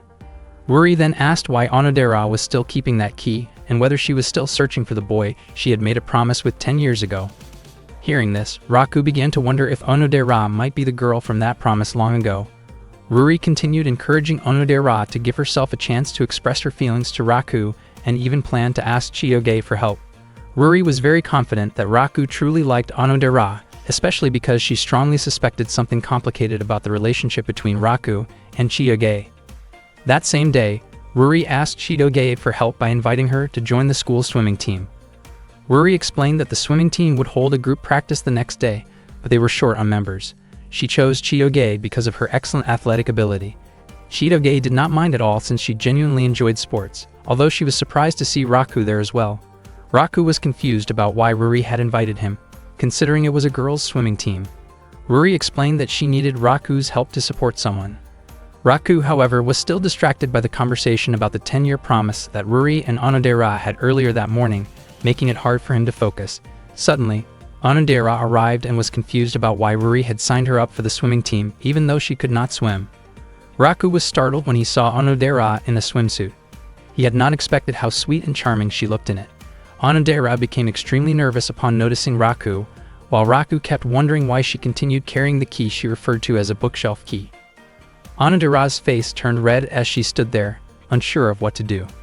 Shidoge quickly scolded Raku for staring too much and snapped him out of it. At that moment, Onodera began to wonder if Raku might actually have feelings for her. She felt awkward being so close to him. Suddenly, Ruri casually brought up what Raku and Shidoge had been doing together in the dark storage room the day before. The question shocked everyone, and Onodera was confused as to why Ruri would mention that. Raku explained that it had only been an accident caused by losing balance. Hearing this, Onodera felt relieved and realized that Ruri had asked the question for her sake. Ruri then made sure that nothing inappropriate had happened between them. Not long after, Shu approached them, having come specifically to watch Onodera and Chidoge help the swimming team. He was clearly impressed by Chidoge and Onodera, though he showed no such interest in Ruri. Annoyed by his attitude, Ruri pushed Shu into the pool to shut him up. She then firmly warned him to stop causing trouble. Ruri explained that she had asked Raku to help teach Onodera how to swim. Both Raku and Onodera were shocked to hear this. Chidoge looked excited, while Raku became visibly nervous. Onodera's face turned bright red when she realized that Raku would be the one teaching her. It turned out that Ruri had planned everything without telling Onodera beforehand. Chidoge wondered why Ruri had invited Onodera, even though she could not swim. Onodera apologized to Chidoge for the sudden situation, but Chidoge did not mind at all and even said that she was enjoying herself. Seeing how friendly and kind Chidoge was, Onodera felt that Chidoge truly seemed like someone worthy of Raku's affection. Suddenly, a suspicious man approached while disguised, offering to help Chidoge with sunscreen. Ruri immediately kicked him away, revealing that it was actually Shu in disguise. She told him to go home if he was only going to cause trouble. Meanwhile, Raku wondered whether Claude had been watching him the day before. If Claude had been there, Raku was certain that Shu would not have acted so recklessly. In fact, Claude was watching Chidoge from a distance and was surprised to realize how much she had grown up.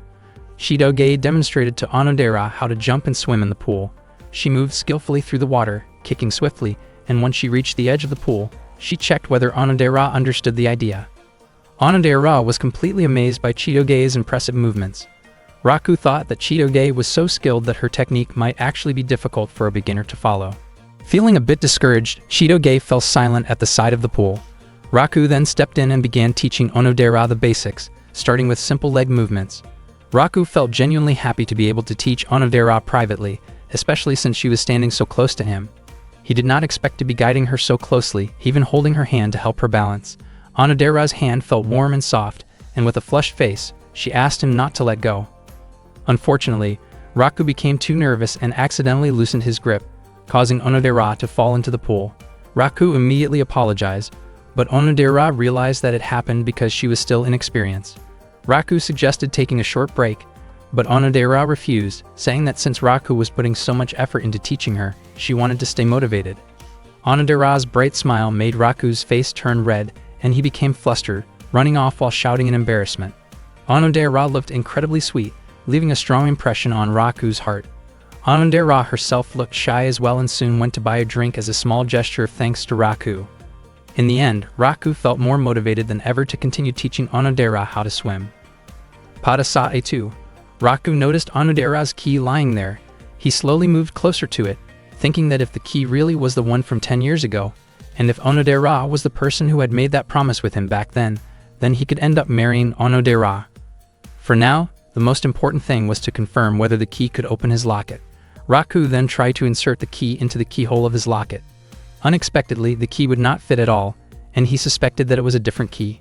Suddenly, Onodera arrived carrying tea together with Chiyoge and Ruri. Raku was startled by their sudden appearance. Onodera looked confused and wondered why Raku was holding what appeared to be a key from the girls' changing room. The situation quickly escalated, and they restrained Raku, completely misunderstanding what was happening and assuming the worst about his intentions. Raku desperately tried to explain the misunderstanding, but they did not listen. He himself was confused about why the changing room key had such a strange design. Ruri explained that the principal had designed it and that the principal's taste seemed old-fashioned. Onodera believed that everything was just a misunderstanding and that Raku was not the type of person who would do something inappropriate. Hearing Onodera defend him like that deeply moved Raku. Because of Onodera's trust, Ruri released Raku and asked him to continue teaching Onodera how to swim again the next day. Raku thanked Onodera sincerely for believing in him. Ruri then apologized to Chitoge for having to borrow Chitoge's boyfriend to help Onodera practice swimming. Chitoge became flustered when Ruri mentioned the word boyfriend, and her reaction made Ruri even more suspicious. The next day, Raku returned to the swimming pool to teach Onodera again. Not long after that, Chitoge came over to them. Raku felt curious about why Chitoge was not wearing the same swim outfit as before. Chitoge explained that everything had been rushed the previous day and that she had not prepared a proper school swim uniform. She teased Raku by implying that he seemed very curious, which led Raku to comment that things would be easier if her behavior were calmer. Hearing that, Chitoge immediately got upset and lashed out at him, then asked about Onodera's progress.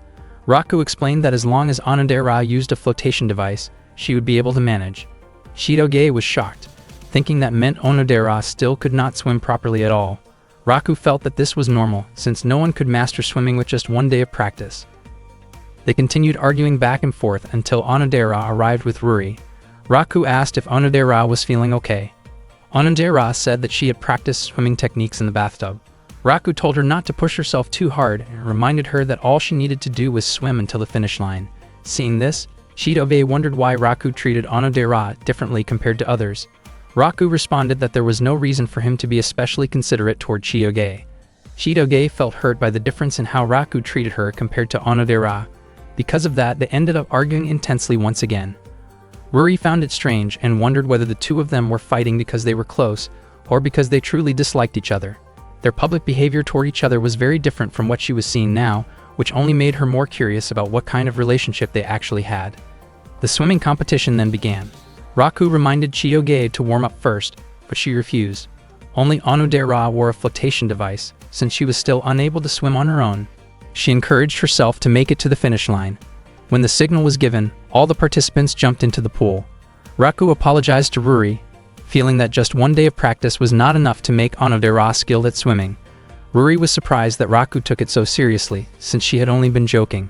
Still, Onodera was able to keep going and did not sink during the swim. Suddenly, Chitoge began to sink because both of her legs cramped up due to not warming up beforehand. Raku immediately jumped into the pool to save her. He managed to reach Chitoge and support her, and everyone there praised Raku for his quick action. He quickly brought Chitoge to the edge of the pool. Shu rushed over and asked about Chitoge's condition. Raku said that she had not swallowed much water, but after Shu checked her, he realized that Chitoge was not breathing. Everyone panicked. Shu told Raku that emergency breathing assistance was needed, which shocked Raku. He thought that this was not something he was prepared to do and wondered why it had to be him. Onodera's face turned red, and Ruri pointed out that Raku was the one who should do it, since he was Chitoge's boyfriend. Raku never expected that he would end up having to give emergency rescue breathing to Chitoge in front of so many people, especially with Onodera being there as well. However, because it was an urgent situation, someone had to step in and help. In his mind, Raku could not stop thinking about how giving rescue breathing felt no different from putting his lips close to hers. He felt extremely conflicted and hesitant, but in the end, he decided that helping her was the right thing to do. Just as his face moved closer to Chitoge's, she suddenly regained consciousness and reacted in shock, causing Raku to be sent stumbling back in surprise. Later on, inside the girls' changing room, Onodera was changing clothes together with Ruri. Onodera mentioned that Raku was an amazing guy because he bravely saved Chitoge when she was drowning. Ruri then wondered whether Onodera secretly wished that she herself had been the one in danger instead. Feeling flustered, Onodera quickly denied that idea.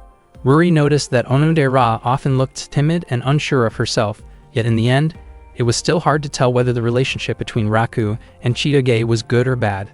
Their chemistry seemed both compatible and conflicting at the same time. But one thing was certain, Raku and Chitoge did not look like a couple at all. Seeing how Onodera always carried her key everywhere she went, Ruri pointed out that Onodera had been carefully protecting that key for 10 whole years. Onodera explained that it was something very precious to her. Ruri felt that the promise connected to the locket from 10 years ago was a waste of time, especially since Onodera could not even remember the face of the boy from back then. Ruri believed that the feelings right in front of her mattered more.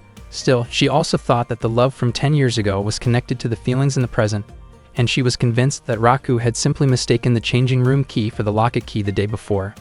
Meanwhile, Raku was waiting outside while the girls were changing clothes when Shu suddenly approached him and brought up the incident at the swimming pool earlier.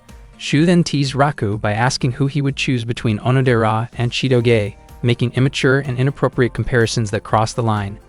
Hearing that careless conversation, Chidoge reacted immediately and, in her frustration, pushed both of them back into the pool to put a stop to it. Back when Chidoge was still in middle school, she once made chocolate for Valentine's Day. The subordinate members of her father's mafia group were asked to try it. The chocolate she made was actually quite bitter and tough to chew, but because they were intimidated by Claude, they forced themselves to praise it and said that Chidoge's chocolate was the best they had ever tasted. Later, on the way home from school, Shu asked Raku whether he had received any Valentine's chocolate. Raku said that he had received far too many, as it turned out that all the Yakuza members had given chocolate to him. Meanwhile, Onodera never found the courage to give her Valentine's chocolate to Raku, even though she had made it herself. Ruri noticed the chocolate and asked who it was meant for. Onodera said that it was not for anyone in particular, so Ruri asked if she could have it instead. Unexpectedly, after eating it, Ruri ended up feeling unwell because Onodera's homemade chocolate did not turn out right. During the New Year's celebration party, Chidoge was invited to Raku's residence. The Yakuza members asked Raku to show his talent and skills in front of everyone. Raku then sang a song beautifully, surprising everyone who listened. At that moment, Chidoge realized that Raku was actually very talented when it came to singing. One day during the lunch break, Chidoge had lunch together with Ruri and Onodera inside their classroom. She opened the lunchbox she had brought from home, and the moment the lid was lifted, Ruri and Onodera were stunned by what they saw. Inside were fish roe, foie gras, caviar, lobster, fried pork cutlets, shark fin spring rolls, and even a filet mignon steak. Onodera became curious about what kind of job Chidoge's parents actually had. Chidoge looked nervous and said that she came from a normal family. Ruri found it hard to believe and realized that Chidoge was actually from a wealthy background. Chidoge herself noticed that the lunch she brought did not look ordinary at all. The three of them were getting closer and agreed to call each other by their first names only. Nearby, several male students looked delighted while watching the friendly interaction between the three beautiful girls. Chidoge apologized because she had been disqualified from the swimming practice match, even though she was supposed to help Ruri's team. Ruri said it was not a problem, especially since she had been the one who pushed Chidoge too hard from the start, and she was just relieved that Chidoge was still okay. Even though Ruri had done it for Onodera's sake, she still felt deeply guilty. Chidoge explained that the reason she had sunk was because of Raku, since everything he had said before the practice match had annoyed her. She even felt that, while she was unconscious, Raku had still tried to startle her, and in her eyes, he was nothing more than someone beneath her. Onodera then told Chidoge that the person who saved her was actually Raku. Chidoge's face instantly turned red, as she could not believe that the soft and unreliable Raku had helped her. Onodera said that Raku's actions the day before had been impressive, especially when he suddenly dove in to save Chidoge. Onodera also felt uncomfortable hearing Chidoge describe Raku in such a demeaning way. Chidoge began to feel bad for having lashed out at Raku twice. Ruri said that it was not too late for Chidoge to apologize and thank him properly. Chidoge insisted that she could never do something like that, but Onodera encouraged her and even offered to help. Chidoge eventually went to see Raku. She looked nervous about bringing up what happened the day before, but Raku misunderstood and thought she was talking about Shu's comment about her stomach looking a bit round. He promised he would never tell anyone about it. Chidoge was shocked, since that was not what she meant at all. Raku was also confused about why Chidoge had been so rough with him the day before, even though he had not said anything offensive. He even suggested that she might feel better if she balanced her diet by eating more vegetables and less meat. Chidoge became irritated and reacted harshly toward him again. After that, she tried once more to apologize, this time asking about Raku's favorite food. Instead of understanding her intention, Raku suspected that she might be planning something unpleasant and wondered what she was actually trying to do. Earlier, Onodera had suggested that Chidoge give Raku something as an apology. Chidoge handed him a peanut butter bread as a way to thank him for what happened the day before, but Raku said that he preferred chunky red bean paste instead. Chidoge grew annoyed once again and responded sharply toward him. Chidoge still did not give up and tried to meet Raku again later. She brought up the incident from when she had sunk in the pool and said that she had only just learned that Raku was the one who saved her. She admitted that she never expected Raku to be someone who could act so bravely. Raku's face turned red after being described as brave by Chidoge, and it was a relief to him that she did not feel uncomfortable about his attempt to help her breathe. Raku admitted that he had panicked because Chitoge had stopped breathing. Chitoge was surprised and wondered if Raku had truly been worried about her. Raku then asked why she did not seem bothered by it, even though it had been a first-time experience for him. Chitoge misunderstood and thought he was talking about saving her from drowning. She said that it did not scare her at all and that she actually felt happy about it. Raku was confused about why Chitoge felt that way and did not see it as a serious issue. He became even more surprised and confused by what seemed like hidden feelings from her. The misunderstanding continued until Raku finally mentioned the attempt to help her breathe, which made Chitoge angry and caused her to react strongly once again. At that point, Chitoge seemed exhausted and decided that she would never properly thank someone as annoying and foolish as Raku. Onodera tried to calm her down. Ruri remained unsure whether Raku and Chitoge were actually a good match or not. She asked whether Raku and Chitoge were truly dating. Chitoge was startled by the question, but she remembered that Raku had once said that secrets could be shared with close friends. In the end, Chitoge chose to be honest with them. Ruri and Onodera were shocked to learn that Chitoge and Raku were not actually dating. Chitoge explained that their parents had a unique relationship, and because of that situation, she and Raku had been forced to pretend to be a couple. She added that if the circumstances were different, she would never choose to be with someone like Raku. Hearing that, Ruri asked what Chitoge would do if another girl developed feelings for Raku. Chitoge said that she would not mind at all. She asked Ruri and Onodera to promise to keep the secret, because if it ever leaked out, the consequences would be disastrous. Ruri became curious about what Chitoge's family was really like. But Chitoge once again insisted that she came from an ordinary family. After that, Chitoge excused herself, saying she had to go take care of the animals. After Chitoge left, Ruri suggested that Onodera should finally confess her feelings to Raku as soon as possible. However, Onodera felt that doing so would be too sudden. Ruri warned her that if she did not act soon, someone else might take Raku away. Onodera admitted that she had almost given up on expressing her feelings to him, but she realized that this was a rare and valuable opportunity. She did not want those emotions to keep weighing on her heart, so she decided that she would try her best to confess her feelings to Raku. Onodera had no idea how she should do it, and even imagining the moment already made her feel embarrassed. Ruri encouraged her to be brave, and reminded her that she needed to keep trying no matter how difficult it felt. Meanwhile, Raku still did not understand the way girls behaved, especially Chitoge, whose actions often came across as rough and unpredictable. Because of that, the pendant Raku treasured now had several scratches. He really wanted to replace the chain, since if he left it as it was, it might completely break before he ever reunited with the girl connected to the promise behind that pendant. Raku wondered what that girl was doing now. He would not even be surprised if he turned out to be the only one who still remembered the promise, since 10 years had already passed. Suddenly, Raku accidentally bumped into someone carrying items, causing his pendant to fall and the chain to snap. Later, Raku arrived at the animal shed to help take care of the pets together with Chitoge. Because he arrived late, Chitoge scolded him for it. Raku then casually asked whether Chitoge had been about to thank him earlier. Chitoge was caught off guard and nervously denied it, insisting there was no reason for her to do so.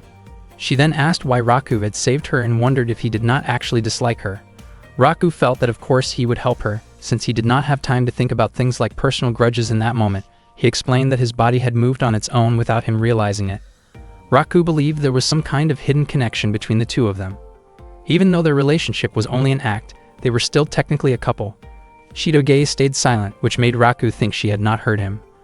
Her face slowly turned red as she quietly expressed her gratitude for him saving her, and she also apologized for how harshly she had treated him before. After that, Chitoge said she was heading home. Raku stopped her because he had not heard her clearly, but her reaction once again came across as clumsy and defensive. Although Raku had not heard her words clearly, he was sure that Chitoge had thanked him. He wondered why she could not be a little gentler with him. As Chitoge walked away, she accidentally noticed Raku's pendant lying on the road. At the same time, Ruri asked Onodera what it was that she liked about Raku. Even though Ruri had been friends with both of them for a long time, she still did not fully understand that part. She admitted that Raku was not a bad person. Onodera found it difficult to put into words why she liked Raku so much. Suddenly, Raku entered the classroom and greeted them. Seeing that, Ruri quickly left so that Raku and Onodera could be alone together. Onodera's face turned bright red from nervousness. Raku was confused about why Ruri had run off so fast. Onodera truly wanted to confess her feelings to Raku, but not in such an abrupt situation. It turned out that Ruri was watching from a distance to make sure Onodera would not run away. Onodera's heart was pounding intensely, and she felt so nervous that she could not bring herself to say anything that day. Raku noticed how red her face was and wondered if she might have a fever. When he instinctively checked her temperature, it only made her feel even more flustered. Raku panicked and offered to take her to the hospital immediately. Onodera tried to calm him down, but Raku was still worried and believed she needed medical attention as soon as possible. Onodera smiled and admitted that this very side of Raku was the reason she had fallen for him. After checking the money in his wallet, Raku decided to buy some medicine, but Onodera gently stopped him by holding his hand. After that, Onodera began to explain that she still could not say it yet. Slowly, she started to express what she had been wanting to tell Raku, but suddenly a baseball flew toward them, startling them both. Raku scolded the students who were playing baseball nearby and immediately went to report the situation to a teacher. Before leaving, he asked what Onodera had been trying to say earlier. Onodera simply smiled and said that it was nothing. After Raku left, Onodera felt deeply disappointed. She had almost managed to confess, but once again, something had gotten in the way. Her heart was still racing as she tried to calm herself down. Meanwhile, Raku thought that Onodera might have been about to confess her feelings to him, since her words had sounded close to a love confession and her face had been so red. However, he quickly dismissed the idea, believing it was impossible for Onodera to like him, and that such a beautiful moment would never really happen. Onodera was walking home when she ran into Ruri, and the two of them decided to head back together. Onodera apologized because, in the end, she was unable to go through with it. Ruri commented that Onodera turned out to be weak, just as she had expected, but she also believed that Onodera had tried her very best. Ruri realized that she herself had been pushing Onodera too hard, and if something like this happened again, then it would be enough for them to simply cherish their friendship as it was. Deep down in her heart, Onodera actually felt relieved that she had not yet confessed her feelings to Raku. Even though she truly wanted to express those feelings, she felt that it was better to keep things this way for the time being. Still, Onodera was certain that someday she would tell Raku how she really felt. Meanwhile, Chitoge brought home Raku's locket that she had found on the street. She did not know what to do with it at first. The locket was clearly very important to Raku, so it seemed like she should return it to him the next day. Chitoge found herself wondering what kind of girl had made such a promise with Raku. She started to question whether Raku might still have feelings for that girl, and she was surprised at herself for even thinking about something like that. In the end, Chitoge decided to return the locket right away. That night, Chitoge visited Raku's house and gave the locket back to him. Raku reacted in a panic when he realized that Chitoge was the one who had found it. He explained that he had only just noticed the locket was missing and had been searching for it everywhere. Thanks to Chitoge, it had finally been found. Hearing this, Ryunosuke also felt relieved and happy that the item Raku had been looking for was safely returned. Chitoge reminded Raku that he should be more careful from now on. Raku wondered when he could have dropped it, since he always wore the locket around his neck. After that, Chitoge excused herself and went home, and Raku thanked her sincerely. Raku never expected that Chitoge could be so kind. He was also surprised to see that the locket's chain, which had been broken before, was now fixed. It turned out that Chitoge had deliberately asked one of her subordinates to repair it. Chitoge did not mind that Raku had not noticed the repair at first. She found it strange that, even though the locket was such a precious item to him, Raku seemed more worried about disappointing the girl connected to his promise. That made Chitoge recall that she too had made a promise when she was little, and the story felt very similar. She remembered the words tied to that promise, which were always in love. One day, Claude called in one of his subordinates and assigned a target along with a mission. He handed over a photo of Raku and explained that Chitoge was currently in a relationship with him. However, Claude was convinced that Chitoge was being deceived and taken advantage of by Raku. Hearing this, the subordinate felt upset at the thought of Princess Chitoge being treated unfairly. Claude went on to describe Raku in an extremely negative way, expressing his strong personal dislike and frustration toward him. He could not accept the idea of Raku being close to Chitoge. Because Claude could not protect Chitoge directly, he entrusted the task to a subordinate he had trained carefully, ordering him to watch over her. In Claude's view, this was the best way to keep Chitoge safe and away from what he believed to be bad influences. The subordinate vowed to protect Princess Chitoge and to prove the promise that had been made 10 years ago. On that day, the students at the school were buzzing about a transfer student. The student had a beautiful face but was wearing a male uniform. Shu shared the rumor with Raku and Chitoge, saying that the transfer student was suspected to be a very handsome boy. Not long after that, Ms. Kyoko arrived and informed the class that there was indeed a new transfer student. The student soon entered the classroom and introduced herself as Shukumi. The students burst into cheers, admiring Shukumi's looks, which reminded them of a fashion model. Ms. Kyoko then asked Shukumi to take a seat in the back of the room. Shu appeared to dislike the newcomer. As Shukumi walked toward her seat, she glanced at Raku with an expression that looked like she was quietly mocking him. Raku did not understand what was going on between them. Chitoge was shocked when she saw Shukumi, and Shukumi suddenly hugged her. Chitoge's face turned bright red, and the surrounding students reacted loudly in excitement. Chitoge quickly pulled away from the hug because so many people were watching. Shukumi was deeply moved to be able to meet Chitoge again. During the school break, Shukumi apologized to Chitoge for her earlier behavior. She explained that Claude had ordered her to stay close to Chitoge and keep an eye on her. Chitoge asked why Shukumi was wearing that kind of uniform, and Shukumi admitted that she had trouble finding the proper school uniform. At the same time, Shu asked Raku the same question, and Raku immediately repeated what Shukumi had just explained. Shukumi revealed that she already knew about Chitoge having a new boyfriend and asked to be introduced to him. Chitoge then called Raku over and introduced him to Shukumi. Raku forced a smile and tried to act friendly. Shukumi said that she had heard many things about Raku and believed that he was someone reliable. Raku felt confused, since Shukumi was connected to the mafia yet looked completely ordinary and harmless. Shukumi formally introduced herself and mentioned that she and Chitoge had been friends since childhood. She also admitted that she had been thinking about Chitoge a lot lately. Without thinking, Raku accidentally referred to Chitoge using a teasing nickname. Chitoge quickly tried to cover his mouth and brushed it off as a joke. Raku felt puzzled, since Chitoge had previously claimed that she did not have any close friends. When lunchtime arrived, Shukumi tried to take care of Chitoge by offering her food, but Chitoge refused. Shukumi kept persuading her, recalling how they used to share meals when they were younger. Chitoge became irritated and asked Shukumi to behave more appropriately. Shukumi even brought Chitoge her favorite assam tea. She simply smiled and commented that Chitoge had become even more beautiful. Raku watched all of this in confusion, while Shu asked him if he was really okay, since his rival seemed quite strong.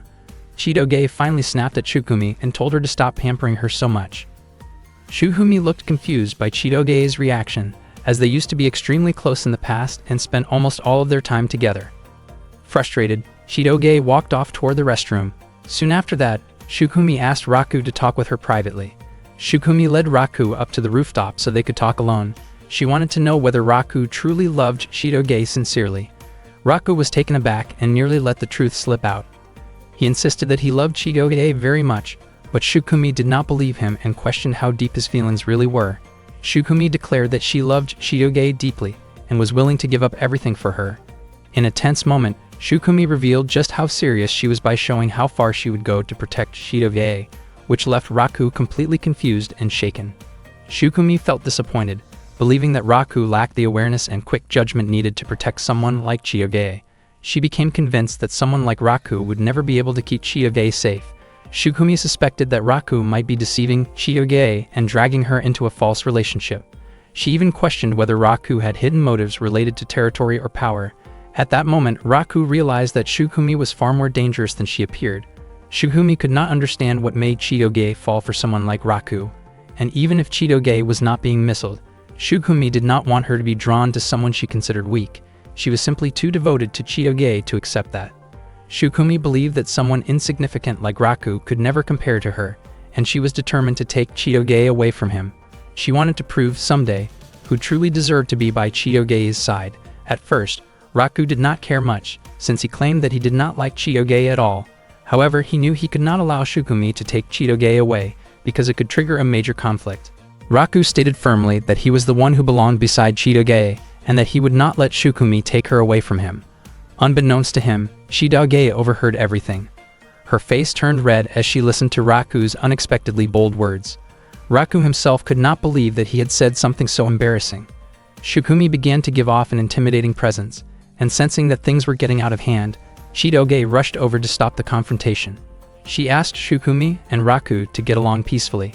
Shukumi refused to back down and asked whether Chitoge still remembered the promise they had made 10 years ago. Shukumi tried to become stronger so she could protect Chitoge. She went through countless intense training sessions and difficult challenges to sharpen her skills and push her limits. She trained so hard that she sometimes ended up injured, yet in reality it was someone as physically weak as Raku who stayed by Chitoge's side. Shukumi could not accept that fact, especially because Chitoge was the daughter of the powerful Beehive Mafia family. Feeling conflicted and frustrated, Shukumi wanted to test Raku's worth. She decided to challenge Raku to a duel. If Raku managed to defeat her, Shukumi would acknowledge him as Chitoge's boyfriend. However, if he failed, Shukumi planned to make his life extremely difficult. Raku was terrified and asked her to talk things through first, but Shukumi immediately told him to meet her after school in the school courtyard. She made it clear that running away would not be tolerated. Neither Raku nor Chitoge could stop Shukumi once she had made up her mind. Chitoge felt irritated that things had escalated this far, though she had expected it. Shukumi had no parents and had been taken in by Claude, who raised her with strict discipline and specialized training. Because of that background, Shukumi grew up with skills meant for dangerous assignments. Chitoge also recalled an incident from the past when Shukumi single-handedly dealt with people who had caused her trouble. Raku looked extremely uneasy. He wondered if explaining the situation about their relationship might stop Shukumi, but Shukumi was simply not the kind of person who could be talked out of something once she decided. Chitoge ended up blaming Raku for provoking Shukumi in the first place. Raku then realized that Shukumi had devoted nearly 10 years of her life to becoming strong solely to protect Chitoge. At first, Raku assumed Chitoge wanted Shukumi to win.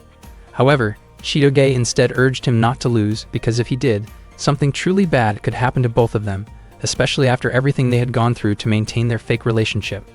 Raku realized once again that Chitoge did not really have a gentle or sweet side, which she immediately proved through her actions. With no other option left, Raku accepted that he had to face Shukumi. After classes ended, Raku went to the courtyard to meet her. Shukumi praised him for not running away. Raku was confused by the large crowd of students cheering Shukumi on. Unexpectedly, Shu had even organized bets among the students. Shukumi used a coin as a signal to start the match. When the coin hit the ground, Raku prepared himself, only to be overwhelmed by Shukumi's use of various training tools meant to immobilize him rather than seriously harm him. Raku was shocked and desperately dodged each attempt. Chitoge silently hoped that Raku would somehow win. Raku kept running through the school hallways, trying to avoid Shukumi's relentless pursuit. Shukumi grew irritated and demanded that Raku face her head-on. She believed that Raku was incapable of protecting Chitoge, and that only she was fit for that role. Raku thought that Shukumi completely misunderstood Chitoge. In his view, Chitoge was not the kind of person who would quietly sit back and be protected without having her own strength and will. Raku continued running and used benches and obstacles around him to slow Shukumi down. He believed Shukumi should act more maturely and pay closer attention to what Chitoge truly wanted. Shukumi was deeply offended by Raku's words and increased her speed to catch him. Raku panicked as he saw how furious she had become. With no time left to think, he jumped out of a window. Shukumi followed immediately, but Raku had planned his move carefully and landed in the swimming pool below. He believed that the water would give him the advantage. When students heard the splash, they rushed over in concern. Raku managed to pull Shukumi to the edge of the pool. He felt relieved that his plan had worked, as Shukumi had lost consciousness from exhaustion. Unsure what to do next and worried about what might happen as she woke up, Raku started shivering from the cold and decided to change his clothes. He brought Shukumi to the locker room so she would not be left unattended. As Raku tried to help her dry off and remove her soaked outer clothing in a non-intrusive way, Shukumi suddenly woke up, startling him. At that moment, Raku finally realized that Shukumi was actually a girl, something he had never noticed before because she always wore a male school uniform. Shukumi became visibly embarrassed, and Raku was left in disbelief. Suddenly, the voices of other students calling out for Raku echoed nearby. Panicking, Raku hurriedly stepped back and urged Shukumi to put her clothes back on herself. When Chitoge opened the locker room door moments later, she found no one inside, even though she was certain she had heard voices coming from there earlier. Raku and Shukumi were hiding inside a locker. Raku had no other choice because the situation outside had become critical. Their bodies were pressed close together in the tight space. Before long, some students who had already checked the girls' locker room began asking why Chitoge had told them to search there. Chitoge explained that Shukumi was actually a girl, and the students immediately reacted in shock upon hearing that. Shukumi had never expected that Raku thought she was a boy. She herself did not understand why she was always assumed to be male. Raku asked why Shukumi wore a boy's uniform, and she explained that it allowed her to move more easily and act faster whenever necessary. Raku apologized for only realizing the truth now and admitted that the duel earlier should not have happened in the first place. Shukumi felt miserable about losing to someone she considered beneath her, and she believed she could not face Chitoge in such a state. Her expression looked unusually sad and different from before, especially since Raku had only just realized that Shukumi was a girl. Being stuck in such a narrow space with their bodies so close made Raku's thoughts spiral, but he tried to calm himself and focus on thinking about Onodera instead. He became so flustered that he even struck his own face to snap himself back to reality. Shukumi then revealed that she had been an abandoned child and was adopted by Claude. The name Shukumi had been given to her by Claude, and for reasons she could not explain, Claude had believed she was a boy. Even after 10 years had passed, Claude still had not realized that Shukumi was actually a girl. Shukumi did not mind this misunderstanding, because her mission was to protect Chitoge. She had long since cast aside her femininity and trained herself to be strong enough to stand against any man. She could not imagine what she would do if she ever failed to protect Chitoge. Raku felt that this burden must have been incredibly heavy for Shukumi, especially since she was actually kind and gentle by nature. Shukumi's face turned red when Raku described her that way, particularly because no one had ever said such things about her before. Suddenly, Chitoge opened the locker. She was irritated and struck Raku in frustration.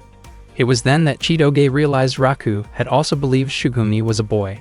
Chitoge asked about the duel earlier, and Shukumi immediately insisted that she had not truly lost. From the beginning, the duel had been meant to test whether Raku was capable of protecting Chitoge, so Shukumi considered the match invalid. She made it clear that she would not hesitate to threaten Raku if she felt he was unworthy, and she warned him to care for Chitoge sincerely. Shu arrived soon after and told Raku to write a letter of apology for using the swimming pool without permission. After Raku left, Shukumi admitted to Chitoge that she had been completely defeated. She also mentioned that Raku had told her Chitoge was not someone who simply sat quietly while being protected by others. Shukumi acknowledged that although many people worried about Chitoge, she herself was energetic, strong-willed, and truly unique. Even at that moment, Shukumi still wondered why everyone continued to mistake her for a boy. Chitoge then gave Shukumi a girl's uniform, and all the students were stunned when they saw her. Shukumi looked embarrassed by her appearance. Chitoge was confident that the outfit suited her and made her look cute, and she encouraged Shukumi to keep dressing that way since she was a girl. Shukumi responded that appearances did not matter to her, because she had come to protect Chitoge and to fulfill a promise she had made long ago. Chitoge had completely forgotten about that promise. She tried hard to remember, but nothing came to mind. Shukumi explained that the promise had been made when they first met as children, during a moment when they were spending time together at a bathing area with proper supervision. At that time, Shukumi had promised to become someone who would always protect Chitoge. Chitoge wondered why Shukumi still held on to that promise after all these years, but Shukumi considered it something incredibly precious. Chitoge praised Shukumi for being so dependable and cool for remembering a promise made 10 years earlier. Shukumi's face turned red again at the praise. Chitoge then tied a ribbon in Shukumi's hair so that no one would mistake her for a boy anymore. Shukumi thanked her, although she felt the ribbon was a little too feminine for her taste. When Raku later saw Shukumi, he complimented her and said she looked cute. Shukumi's face flushed red once more as she insisted that she was not cute. That evening, Shukumi quietly wondered whether it was possible that Chitoge had also forgotten the promise she made to her first love 10 years ago. One day, Shukumi was practicing assembling and handling a pistol with her eyes closed, while Claude deliberately tested her in order to monitor her skills. Shukumi completed the task quickly, convincing Claude that her abilities had not faded. Claude then asked for Shukumi's opinion about Raku, and whether Shukumi could deal with the situation efficiently. Shukumi admitted that she was not yet able to resolve it. Claude instructed that if Shukumi became completely certain that Raku and Chitoge were not truly dating, then Shukumi should take immediate action to remove Raku from Chitoge's life. Shukumi firmly stated that she would not hesitate to carry out her duty if necessary. She was convinced that Raku was not a good match for Chitoge. Shukumi's face turned red when she remembered Raku once calling her sweet. By that day, Shukumi had already been attending the same high school as Chitoge for 3 days. She introduced herself again to Ruri and Onodera, explaining that although her name sounded masculine, she was actually a girl. Shukumi apologized for not introducing herself earlier. Onodera admitted that she had been surprised because she initially thought Shukumi was a boy, while Ruri revealed that she had known the truth from the beginning. Not long after, Shu arrived and casually praised Chitoge's beauty. Shukumi immediately raised her guard because Shu was acting overly familiar with Chitoge. Chitoge reacted strongly and made it clear that Shu was also her friend. The male students felt relieved when they found out that Shukumi was female, and the female students in the class stopped cheering in admiration, although many of them continued to gather around Shukumi anyway. They clearly seemed to like her a lot. From Raku's point of view, Shukumi appeared capable of adapting to the environment. At first, Raku thought everything would return to normal after that, but Shukumi continued to keep a close watch on him. Over time, this made it increasingly difficult for him to get close to Chitoge. That afternoon, Raku informed Chitoge that their teacher had instructed them to buy food for the animals at school. Chitoge wondered why the two of them had to go, since deliveries were usually an option. Raku explained that there were several rare animals at their school, so the food had to be purchased directly from a nearby pet shop. Chitoge suggested that Raku go alone, but he refused because the supplies would be too heavy to carry by himself. Suddenly, Shukumi appeared from behind some plants and startled them. She offered to take Chitoge's place, saying that she could not allow Chitoge to do physically demanding work. Shukumi immediately set off to buy the animal feed, thinking that this would be a good opportunity to find out whether Raku was truly Chitoge's boyfriend or not. If Raku was only pretending to date Chitoge, Shukumi intended to confront him and put an end to the act. Before they left, Chitoge asked Shukumi to wait for a moment. It turned out that Chitoge had changed Shukumi's outfit into something more feminine. In the middle of the crowd, people kept staring at Shukumi, making her feel extremely embarrassed. Chitoge had intentionally altered Shukumi's appearance so she would not be mistaken for a boy, especially since Chitoge had also removed all of Shukumi's weapons. Shukumi felt deeply self-conscious about her feminine look as it drew so much attention. She wondered if she looked strange dressed like that. Raku commented that the outfit suited Shukumi well. Hearing Raku praise her caused Shukumi's face to flush red, and she reacted sharply because she thought he was teasing her. When they arrived at the pet shop, Shukumi was captivated by a very cute white dog. Raku admitted that Shukumi's feminine appearance made her seem different. Shukumi became irritated when she noticed Raku staring at her, and she lost her balance while wearing high heels. Seeing this, Raku immediately caught her before she fell. Shukumi scolded Raku for holding her so suddenly, and Raku sincerely apologized to her. On the way back, Shukumi's feet were badly scraped because of the high heels. When Raku noticed how severe the injuries were, he wondered why Shukumi had not said anything earlier. Shukumi believed that if she could not endure minor pain, she could not truly call herself Chitoge's bodyguard. Raku thought that enduring pain in silence was not a wise thing to do. With no other option, he carried Shukumi on his back. Shukumi was shocked and asked to be put down, insisting that she could walk on her own. Raku refused, saying that he could not simply leave her like that, and he asked her to stay quiet and let him help. Along the way, Shukumi wondered why Raku was willing to help her, even though she considered him an enemy. She also reflected on how Raku was kind to her and even complimented her. Raku asked how long Shukumi had been with Chitoge. Shukumi explained that she and Chitoge had been together since they were 5 years old, which meant 10 years ago. She shared a story about how Chitoge once met her first love and happily talked about it. Raku was confused because Chitoge had told him that she had never fallen in love before. Hearing this, Shukumi laughed and assumed that Chitoge did not fully trust Raku. Raku then asked about Shukumi's own first love. Shukumi admitted that she had never experienced such feelings. She believed that she would never fall in love because her mission was to serve Princess Chitoge, and that alone brought her happiness.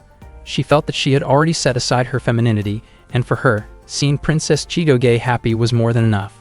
Raku thought that if Shukumi showed loyalty to someone the way she was loyal to Chitoge, then one day someone would surely fall in love with her.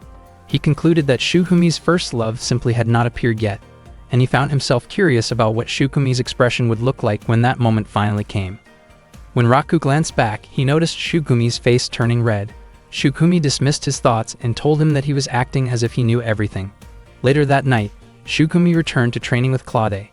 When Claude suddenly asked about Raku, Shukumi's concentration instantly fell apart, and she apologized to him. Claude then asked whether there was anything unusual about Raku. Shukumi admitted that she had not found anything strange about him so far. Claude reminded her to stay focused and continue her mission. Around that time, Shukumi began to feel that something inside her did not feel quite right. The next day at school, Shukumi kept following Chitoge as usual. Chitoge scolded her and told her to stop following her everywhere, but Shukumi explained that her duty was to always stay close to Chitoge and protect her. Shukumi genuinely felt happy whenever she was with Chitoge. Not long after that, Raku arrived, and Chitoge immediately greeted him warmly. Unexpectedly, Shukumi became extremely nervous the moment she saw Raku. She asked him not to look in her direction, not to touch her, and not to talk to her.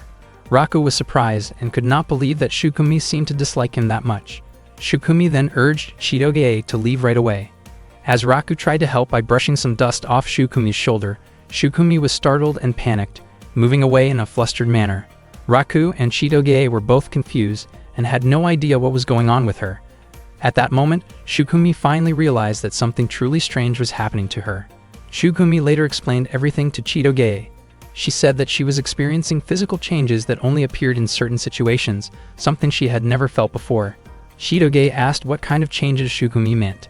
Shukumi admitted that her heart would race around a certain person, her chest would feel tight, her face would grow warm, and when that person was nearby, she could not speak properly. Chitoge suspected that Shukumi might be dealing with a serious illness and suggested that she get checked at a hospital. Shukumi refused, because she felt that what she was experiencing did not seem medical in nature.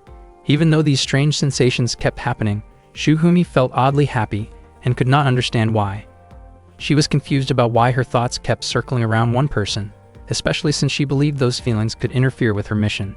Shukumi decided to ask Claude about it, but Claude admitted that he had never heard of such symptoms before. He suggested that Shukumi consult professionals and reminded her to take care of herself, stay alert, and remain healthy while carrying out her mission. Still searching for answers, Shukumi asked Shu about her condition. Shu immediately guessed that Shukumi was talking about Raku, then laughed at her, which irritated Shukumi. She continued asking other friends, including Kyoko, but the answers she received were vague and unhelpful. Eventually, Shukumi went to see Onodera and Ruri and asked them directly. Onodera guessed that Shukumi might be in love. Shukumi's face turned red, and she reacted strongly, insisting that it was impossible and that she would never experience love. Ruri then mentioned that Onodera herself was going through the same thing. Shukumi became curious about the person Onodera liked. Ruri almost revealed it, but Onodera quickly stopped her. Even though Shukumi continued to deny the feelings growing inside her, her thoughts kept drifting back to Raku. She realized that Raku was Chitoge's boyfriend, and as Chitoge's protector, she believed she should never have feelings for him. Shukumi tried desperately to push those feelings away, growing increasingly frustrated with herself. Her inner turmoil drew the attention of nearby students. Raku noticed her distress and asked what was wrong. Startled by his sudden presence, Shukumi reacted reflexively and pushed him away before quickly leaving the area. Raku was left confused, unable to understand why Shukumi acted that way. Shukumi later sat alone on a park bench, feeling exhausted and unsure of how she could properly protect Chitoge while feeling so conflicted. She felt completely lost.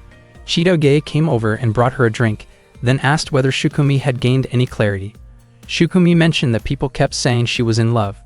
Chitoge said that idea made sense, because Shukumi's symptoms matched what people often experienced when they fell in love. Shukumi asked whether Chitoge felt the same way. Chitoge admitted that she had never really felt what falling in love was like. Shukumi found that strange and pointed out that Chitoge had a boyfriend. Chitoge quickly corrected herself, surprised at how careless she had been with her words. Shukumi then brought up Chitoge's first love from 10 years ago. At first, Chitoge did not understand what Shukumi meant. Moments later, she suddenly realized what Shukumi was referring to and wondered why she had forgotten about it for so long. Shukumi laughed and mentioned that Chitoge used to sneak out of the house back then to meet a boy. Chitoge was certain that the boy was the one who had made a promise with her 10 years ago, but she could not remember what that promise was. She also admitted that she could not recall his face or even his name. Shukumi could not remember him clearly either, but she remembered how deeply and romantically Chitoge had fallen in love at the time, believing that Chitoge had loved him with all her heart. Chitoge looked extremely embarrassed and admitted that she truly did like that boy back then. After that, Chitoge suggested that they return to discussing the strange symptoms Shukumi was experiencing. Shukumi shared a story about the first time her heart started pounding when someone was close to her. Right at that moment, Raku suddenly appeared nearby and casually mentioned that what she was feeling sounded like a sign of falling in love. Shukumi was caught completely off guard and reacted on instinct, aggressively aiming her weapon toward Raku before anyone could stop her. The situation quickly settled down, but it left Chitoge lost in thought, wondering whether she herself had ever felt the same kind of feeling in the past. Chitoge was convinced that the boy from back then probably did not remember anything about the promise they once made. Still, she could not ignore the fact that Raku continued to hold on to a promise from 10 years ago. Driven by curiosity, Shitoge tried to look for an object or keepsake that might help her remember. She opened her closet, which was filled with all kinds of belongings, and eventually came across an old diary. She found it strange that the diary was written in Japanese and began to wonder if she had once lived in Japan. She slowly flipped through the pages. An entry dated July 30 said that Chitoge could hardly wait for the next day so she could play again with the boy who was her first love. Another entry on August 2 described something frightening that happened while she was playing on a mountain slope. A large dog suddenly rushed toward her, and she twisted her ankle, leaving her unable to run. Fortunately, the boy came to her rescue, and she remembered feeling incredibly relieved and happy afterward. At that moment, Shitoge clearly recalled being attacked by a stray dog on the mountain and how the boy had ended up with a scrape on his forehead. Back then, she stayed by his side the entire time, waiting for him to recover. The entry from August 5 mentioned that the boy still had a scar, but his condition had improved, and they promised to go out and play together again. On August 9, Shitoge wrote about spending another joyful day playing with him, feeling truly happy. The August 12 entry described them playing by the river and catching a big fish together. Then, on August 15, Shitoge slipped between some rocks, but once again, the boy rushed over to help her. He always showed up whenever Chitoge cried. On August 18, she wrote about how happy she was simply because she got to spend the day playing with him. Reading all of this, Chitoge was surprised by just how happy she had been during that time. She had always believed she had never experienced love, yet it turned out she had felt it when she was still a child. This realization made her even more curious about what kind of boy he had been. On August 21, she had even written that she would be willing to marry him someday. That diary also contained an entry about the day they had to part ways. The day before Chitoge left for America, she met the boy and made a promise with him. Unfortunately, there was no record explaining what that promise actually was. Chitoge felt frustrated with herself for not writing down something so important. Just then, a small key slipped out from between the pages of the diary and fell to the floor, leaving her completely stunned. A key slipped out from inside Chitoge's diary, and she started wondering whether it might be connected to that promise from long ago. She opened her bedroom window, only to find Shukumi already there. Shukumi asked if something was wrong since Chitoge had not eaten anything all day. Chitoge admitted that she had forgotten, and then asked whether Shukumi knew the place where she had once met her first love. Shukumi said she was willing to investigate that location. Chitoge asked her to prepare transportation for the next day because she wanted to look around that place. Chitoge assumed that the next day was Saturday and that school would be off, but she had completely forgotten that it was actually the day of the school field trip. Chitoge really wanted to find answers about that promise, but she could not bring herself to skip such a fun school event. Not long after that, Kyoko arrived and told all the students to gather with their assigned groups because they would soon be boarding the bus. Raku noticed that Chitoge looked confused and asked which group she was in. He then realized that Chitoge must have fallen asleep the day before during the group assignments. Each group consisted of 6 students. Raku's group included Shukumi, Chitoge, Raku himself, Onodera, Ruri, and Shu. At the time, Raku and everyone else in the group except Shu were seated in the back row of the bus. Raku ended up sitting in the middle, squeezed tightly between others, and he was convinced that Shu had planned it on purpose. All the male students stared at Raku with obvious jealousy because he was sitting right next to several beautiful girls. Raku's heart was pounding because his shoulder kept pressing against Onodera's, and he worried that she might hear how fast his heart was beating. Meanwhile, Onodera's face turned red as well, and she worried that Raku might notice her own racing heartbeat. Ruri looked for opportunities to nudge Onodera closer to Raku whenever the bus went around a corner, causing their bodies to press together. Onodera scolded Ruri for pushing her on purpose. Shukumi pointed out that Raku was overreacting because he kept leaning too close to Chitoge. When Ruri pushed Onodera again, Raku lost his balance and nearly fell over. Shukumi quickly stepped in and firmly stopped things before anyone got hurt. The same kind of chaos happened at every turn along the road, repeating dozens of times throughout the trip. Once they arrived at the field trip location, Shu proudly asked whether the bus seating arrangement he planned had been exciting. Raku admitted that the plan had been effective, even though he was clearly exhausted by it. Onodera hoped that she had not caused Raku any trouble, while she lightly scolded Ruri for earlier antics that had left her feeling embarrassed. Kyoko then arrived and explained that the students' task for the day was to cook rice and make curry. Shukumi asked Onodera and Ruri to gather firewood. Chitoge was extremely excited because it was her first time staying overnight on a school field trip. Although she still wanted answers about her first love, she decided to focus on enjoying herself for now. Raku noticed how genuinely happy Chitoge looked as she took in the experience. Even so, Shidoge could not stop thinking about the boy who had made that promise with her 10 years ago. She was certain that he had a scar on his forehead, and that detail felt like her only clue. At the same time, Raku was also thinking about the person who had made a promise with him in the past, and he still did not understand the purpose of Onodera's key. Shidoge returned carrying hot water, but she tripped and accidentally spilled it onto Raku's head. She quickly apologized. Raku looked annoyed and reminded her to be more careful. As Raku brushed his hair aside, Shidoge froze when she noticed a scar on his forehead that looked exactly like the one she remembered from her childhood. She asked about it, and Raku explained that he had had the scar since he was little, although he could not remember how he got it. He guessed that it might have been caused by one of his old pets. Shidoge immediately thought of the boy who had once saved her from a dangerous dog. She was not fully convinced that Raku was that boy, but she also noticed that he carried a key-shaped pendant, just like the one tied to the promise from 10 years ago. Raku asked why Shidoge suddenly seemed so distracted. Shidoge brushed it off and hurried away. Raku was completely puzzled by her behavior. Meanwhile, Shidoge convinced herself that Raku could not be connected to her childhood memories. After finishing their tasks, Raku and his friends went into their lodging rooms. They were thrilled to see how spacious the accommodations were.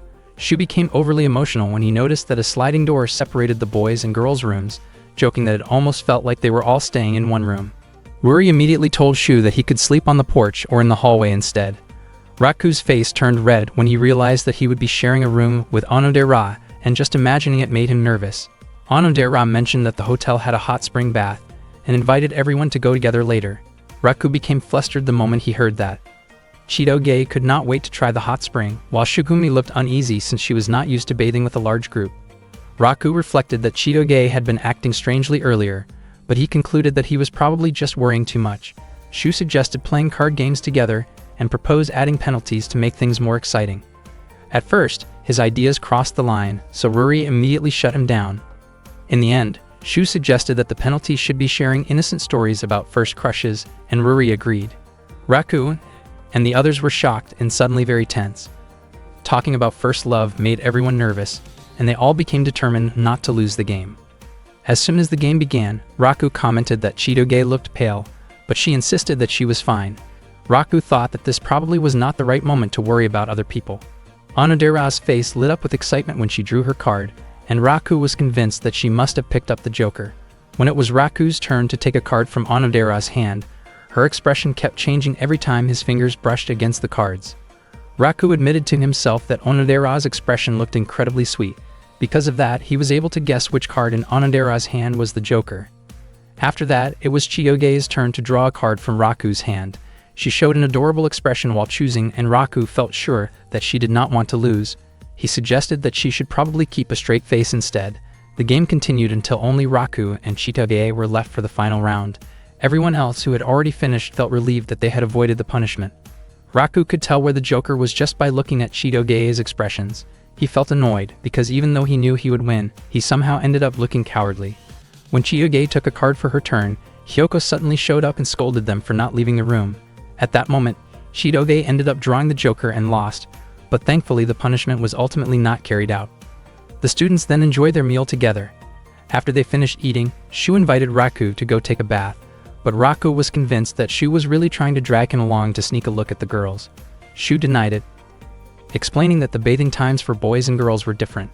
Not long after that, Kyoko informed them that there was a phone call for Raku. Without any suspicion, Raku immediately walked to the front desk to answer it. At the same time, Claude followed behind Raku, and Chiyoge noticed him. She became curious about what Claude was doing there and hoped that he would not cause any trouble. Onodera then called out to Chiyoge, inviting her to go take a bath together. When Raku arrived at the front desk, it turned out that there was no call for him. He then headed toward the men's bath, but Claude secretly switched the curtain signs so that it became the women's bath instead. Claude did this on purpose to mess with Raku. Raku found it strange that the bath area was so quiet and thought that maybe he was the last one to use it. While soaking, he casually thought about how interesting it might be to hear about Onodera's first love someday. Suddenly, someone jumped into the pool, startling him. Raku reacted in surprise, only to realize that it was actually Chiyoge. They stared at each other, both equally shocked. Chiyoge scolded Raku for being in the women's bath, while Raku was convinced that he had entered the correct place. Chiyoge quickly realized that this must have been Claude's doing. Raku could not understand how Claude had even managed to come along to the inn. Shidoge forgave Raku for the incident, knowing that it was all Claude's fault, and urged him to leave right away before anyone else arrived. She tried to keep him from staring and hurried him along. Unfortunately, before Raku could get away, Onodera and the others showed up. Shukumi looked extremely nervous, and Ruri quickly reacted in a panic.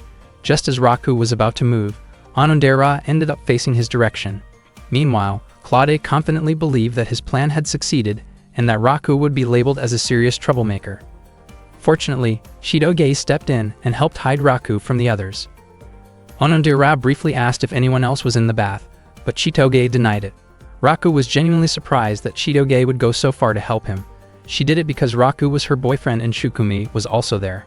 If he had been discovered, Raku could have gained a terrible reputation, and they would have been mocked by their classmates for years. Shidoge urged Raku to quickly think of an escape route.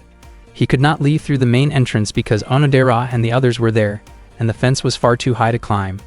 Raku then hurried toward a staff-only exit. Meanwhile, Onodera, Shukumi, and Ruri were rinsing off in the wash area. Shukumi became flustered because she was not used to the situation, and her reactions drew attention. At the same time, Shu and the other boys were lingering nearby, reacting to the commotion and wondering why Raku was taking so long to join them. Raku continued struggling to reach the staff door. When Shukumi and the others came out, Shidoge deliberately distracted them. Raku felt deeply grateful for Shidoge's help. Unfortunately, just as he was about to slip through the door, Hyoko and other students arrived instead. In the end, Raku decided that the safest option was to stay hidden until everyone had finished bathing. While that was happening, Kyoko and the other students chatted casually and complimented Shukumi, making her even more embarrassed by the attention.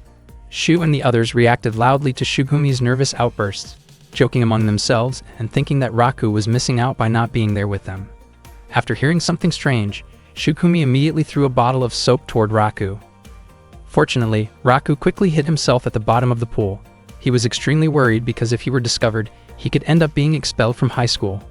Shidoge tried to help by shielding Raku with her body, but suddenly two of her friends approached and invited her to chat. They were curious about how far Raku and Shidoge's relationship had gone. At that moment, Raku found himself pressed closely against Shidoge due to the tight space. Shidoge suggested that it would be better to talk about Shukumi's first love instead, and the two girls quickly moved closer to Shukumi. Seeing this, Raku realized that he might have a chance to escape. Suddenly, he noticed a hole at the bottom of the pool. He quietly informed Shidoge about the hole and prepared himself to enter what he suspected was a passage connected to another pool. At the same time, Shukumi asked everyone to discuss Onodera's first love instead. Hearing that topic made Raku curious, and he wanted to listen. Shidoge became confused about why Raku did not immediately move toward the hole. Raku did want to know who Onodera's first love was, but his main priority was still getting out of that place safely. Unexpectedly, Onodera shifted her position, and her body ended up blocking the hole. That moment had been Raku's last chance, but it was now completely obstructed. Seeing this, Shidoge quickly grabbed Onodera's hand to move her aside. However, she suddenly lost her balance and fell toward Raku. Onodera felt something soft in the water, but Shidoge believed it was only Onodera's imagination. Shidoge then pushed Raku forward so he could quickly enter the hole. Suddenly, Shidoge herself was pulled slightly underwater, and she accidentally caught a glimpse of Raku in an awkward situation. Both Shidoge and Raku were shocked, and Raku immediately swam into the hole to escape. Later, sounds could be heard from the girls' bathing area. Shu was caught trying to listen in, but everyone was suddenly startled when Raku unexpectedly emerged from the water.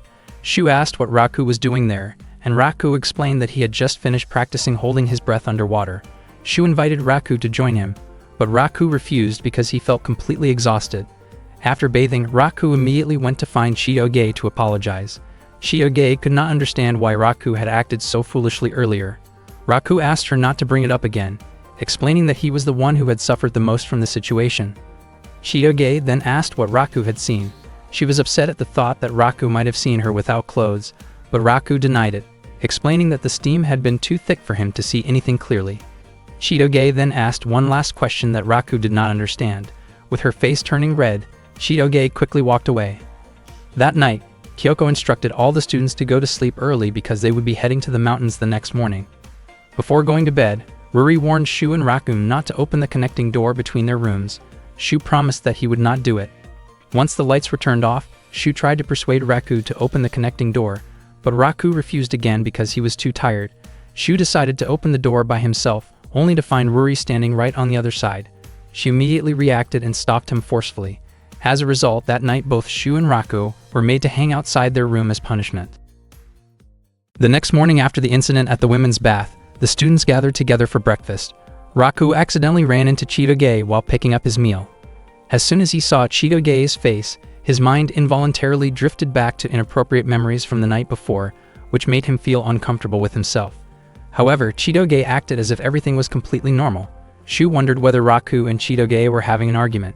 Raku felt confused about why Chitoge seemed so relaxed, as if nothing had happened the previous night, and he started to think that maybe he was the only one overthinking the situation. Meanwhile, Chitoge questioned why her heart was beating so fast, and she quickly finished her breakfast on her own. Shu then told Raku that the annual courage test would be held that night. Not only that, but the male and female students would be paired by lottery. The most important rule of the courage test was that each pair had to hold hands no matter what obstacles they faced. Shu was extremely excited about the event, and thought it would be great if Raku ended up paired with Onodera. Shu even claimed that he could get the same lottery number as Onodera and asked whether Raku was interested in buying the lottery so he could be paired with her. Raku admitted that he was willing to pay 2,000 yen for that chance. At the same time, Ruri encouraged Onodera to aim to be paired with Raku. Onodera felt confused since the pairs were supposed to be decided by lottery. Ruri urged her to strengthen her resolve, believing that nothing would change if Onodera did not take the first step. Ruri even offered to give her own lottery slip to Onodera if she happened to draw the same number as Raku. Ruri boldly suggested that if Onodera were paired with Raku, she should be more assertive and honest about her feelings in the darkness. Onodera was shocked by Ruri's words and did not even know what she should do if she really ended up paired with Raku. When Onodera saw Raku getting a drink, she gathered her courage and greeted him. Raku was startled when he heard Onodera's voice, and his face turned red as memories from the previous night crossed his mind again. Onodera wondered why Raku looked so nervous. Raku quickly moved away from her, unable to look her in the eye after what had happened the night before. Onodera never expected Raku to avoid her like that. That night, Hyoko announced that the annual courage test would begin. The students were filled with excitement as they looked forward to the event. The teachers planned to relax that evening so they would not interfere with the students' activities. The lottery drawing began soon after. Raku noticed that Chitoge was afraid of the dark and warned her not to cling to him no matter what happened. Chitoge believed she could overcome her fear. Raku felt sorry for whoever ended up paired with her, imagining how tight her grip might be when she got scared. The female students drew their lottery slips first, their hearts pounding as they unfolded the papers. After that, it was the male student's turn. Raku felt as if this moment would decide his fate, and he was desperate to know what number Onodera had drawn. Suddenly, Ruri announced that Onodera had drawn number 12, which made Onodera extremely embarrassed. Hearing that, Raku did everything he could to draw the same number. When it was his turn, he carefully shuffled through the slips, searching for number 12. Sure enough, Raku drew number 12. He was overjoyed, and Onodera could hardly believe that she would be paired with him. Meanwhile, Shukumi took on a male role due to a shortage of male participants and was paired with Ruri. Shu was paired with Chitoge and was more than willing to support her if she got scared. Raku, on the other hand, could barely believe his good luck. His eyes sparkled when he saw Onodera walking toward him, but once again his thoughts betrayed him and he became flustered. His face turned red and he found himself unable to look directly at her. Onodera asked whether Raku was uncomfortable being paired with her since he had seemed to avoid her earlier that morning. Raku explained that he had been nervous because they had stayed in the same room the night before. Hearing this, Onodera felt relieved, as she had worried that Raku might dislike her. Her gentle expression made Raku like her even more, and he felt that the day could not have gone any better. Raku made it clear that there was no way he could ever dislike Onodera.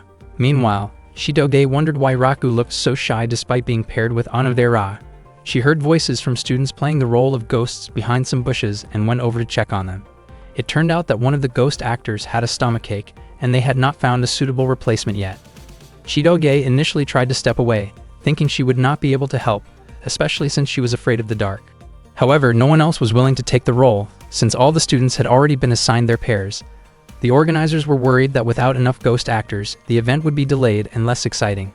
Hearing their concerns, Chitoge decided to help and quickly put on a costume. She wondered whether she could really handle it, but the others thanked her and prepared for the courage test. Equipped with a flashlight, Chitoge headed to her assigned location. At the same time, Shu found himself confused as he searched for Chitoge. Chitoge walked toward the spot where she was supposed to scare other students, believing that nothing bad would happen as long as there was some light nearby. She never expected that she would end up handling the task alone, since the other ghost actors had scattered to different areas. Chitoge genuinely felt terrified, especially because the place was dark, silent, and filled with unsettling sounds. She was extremely frightened, yet she tried hard to calm herself down. To make things worse, her flashlight refused to turn on. No matter how many times she pressed the button, it simply would not light up. Chitoge kept trying to fight her fear, but when a small lizard suddenly crawled across her foot, she was startled beyond control. She panicked completely, overwhelmed by her bad luck, and wondered whether anyone would come to help her. At that moment, Raku's face unexpectedly crossed her mind. Chitoge felt completely helpless in her fear, unable to do anything but endure it. Unbeknownst to her, the teachers had deliberately asked Chitoge to cover their duties while they relaxed elsewhere, leaving her alone with the responsibility. Meanwhile, Shukumi and Ruri began walking through the forest, while Shu was still confused after being left behind by Chitoge. At the same time, Raku asked Onodera not to misunderstand his situation. Before long, it was time for pair number 12 to start their walk. Raku invited Onodera to go with him, and the two of them shyly held hands as they moved forward. Both of their hearts were pounding rapidly. Raku could feel how soft and warm Onodera's hand was, and he knew she was extremely nervous. At the same time, Chitoge was trembling in fear elsewhere. Raku's face turned red from embarrassment, and he felt incredibly tense, convinced that a moment like this would never come again. He tried to steady himself and gather his courage. His hand was sweating heavily, and he worried that Onodera might feel uncomfortable because of it. Raku could barely contain his nervousness when he suddenly noticed that Onodera's face was deeply flushed. He began to wonder whether her heart was also racing because she was holding his hand. Suddenly, Shu appeared and called out to him, disrupting the moment. Raku felt annoyed that the atmosphere had been ruined. Shu had come to ask about Chitoge's whereabouts, unable to understand why she had suddenly disappeared. One of their friends mentioned seeing Chitoge enter the forest while wearing a ghost costume. She had taken over for another ghost actor who was not feeling well. Raku found it strange, knowing that Chitoge was extremely afraid of the dark, yet she had still volunteered to help. Soon after, Ada-chan, who was also acting as a ghost, could be heard searching for Chitoge. She explained that she had asked Chitoge to fill in, but had forgotten to replace the batteries in Chitoge's flashlight. She assumed Chitoge would return once she realized the flashlight was not working. The forest was pitch black without a flashlight, but everyone believed that Chitoge would manage. Ada-chan apologized to Raku and reassured him that the forest was not very large and that there were no dangerous animals. The others teased Raku, encouraging him to go check on Chitoge in her ghost costume. Raku and Onodera immediately headed into the forest together. Raku kept thinking about Chitoge's condition, though he tried to believe she would be fine since she had chosen to take on the role herself. However, remembering how frightened she was of the dark, Raku decided he needed to help her. He gently let go of Onodera's hand and apologized, leaving her to continue on her own. Raku then ran as fast as he could into the deep, dark forest. Meanwhile, Chitoge was trying to calm herself by counting sheep in her head. Even so, her fear of the darkness would not fade. She desperately wanted to go home. Her body continued to shake, and she felt weak all over. Chitoge slowly realized that she had experienced a similar moment long ago, back when she was still a child. Meanwhile, Shukumi was extremely frightened when she came face to face with a fake ghost. She clung tightly to Ruri, while Ruri tried to calm her down, but Shukumi truly could not hide her fear. All of a sudden, Raku ran past them without either of them noticing. In the dark and silent forest, Chitoge was reminded of a time long ago when she had fallen into the gaps between large rocks. Back then, young Chitoge had been so scared that she could only cry. There was nothing she could do except cry and hope that she would somehow get out. After that, a boy appeared. That boy always showed up whenever she was in trouble. Suddenly, Chitoge flinched when she heard the sound of bushes moving. She quickly turned toward the source of the noise, and her mind drifted back to an entry in her old diary. On August 15, 10 years earlier, she had been careless and fallen between rocks. She had cried because the space was extremely narrow and dark. Then the boy came and saved her. That boy always appeared whenever Chitoge cried. Unexpectedly, Raku came over to her and mentioned that ghosts were not supposed to cry. Chitoge felt deeply moved when she saw him arrive. They then walked together, and Raku checked to make sure that Chitoge was alright. He suggested that she should not push herself too hard, especially since she was easily frightened, yet still forced herself to play the role of a ghost. Chitoge explained that she felt bad seeing the other ghost actors struggling, but Raku pointed out that her actions had made everyone worry. He reminded her that she should think carefully before doing something like that. Chitoge asked whether Raku had been worried about her as well. Raku admitted that he had not been overly worried. As they continued walking through the forest, Raku asked if Chitoge was tired and even offered to take a short break. Out of nowhere, Chitoge asked Raku to call her by her given name, since he had always been calling her by her family name. Raku was surprised and wondered if Chitoge had a fever, thinking that she was saying strange things. Chitoge explained that the night before, her friends had commented on how she and Raku were still calling each other by their family names even though they were dating. According to her, in order to avoid suspicion about their relationship, Raku should start calling her by her given name. Raku felt confused, since Chitoge rarely talked about something like that. In the end, Raku went along with what Chitoge wanted and tried calling her by her given name. Chitoge responded warmly and also called Raku by his given name. Their faces turned red when they looked at each other, and they both quickly looked away out of embarrassment. Eventually, they got lost while trying to find their way back, but they managed to return just as the courage test came to an end.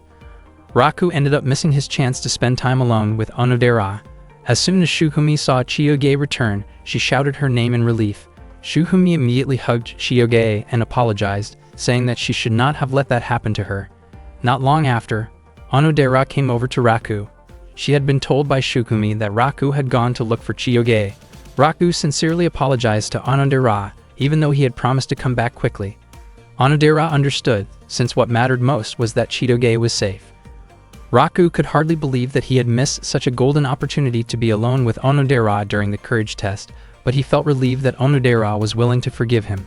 Shukumi then asked Chitoge what they planned to do during the 2-day break. Shukumi suggested that they should prepare to visit the place where Chitoge had met her first love, especially since school would be closed for 2 days starting the next day. Meanwhile, Shu deliberately teased Raku for missing his perfect chance to spend time alone with Onodera. Chitoge did not seem very interested in going to the place where she had met her first love. She asked Shukumi not to rush her into going there, explaining that she did not really feel like visiting it at that moment. Instead, Chitoge looked happier as she gazed at the beauty of the night sky.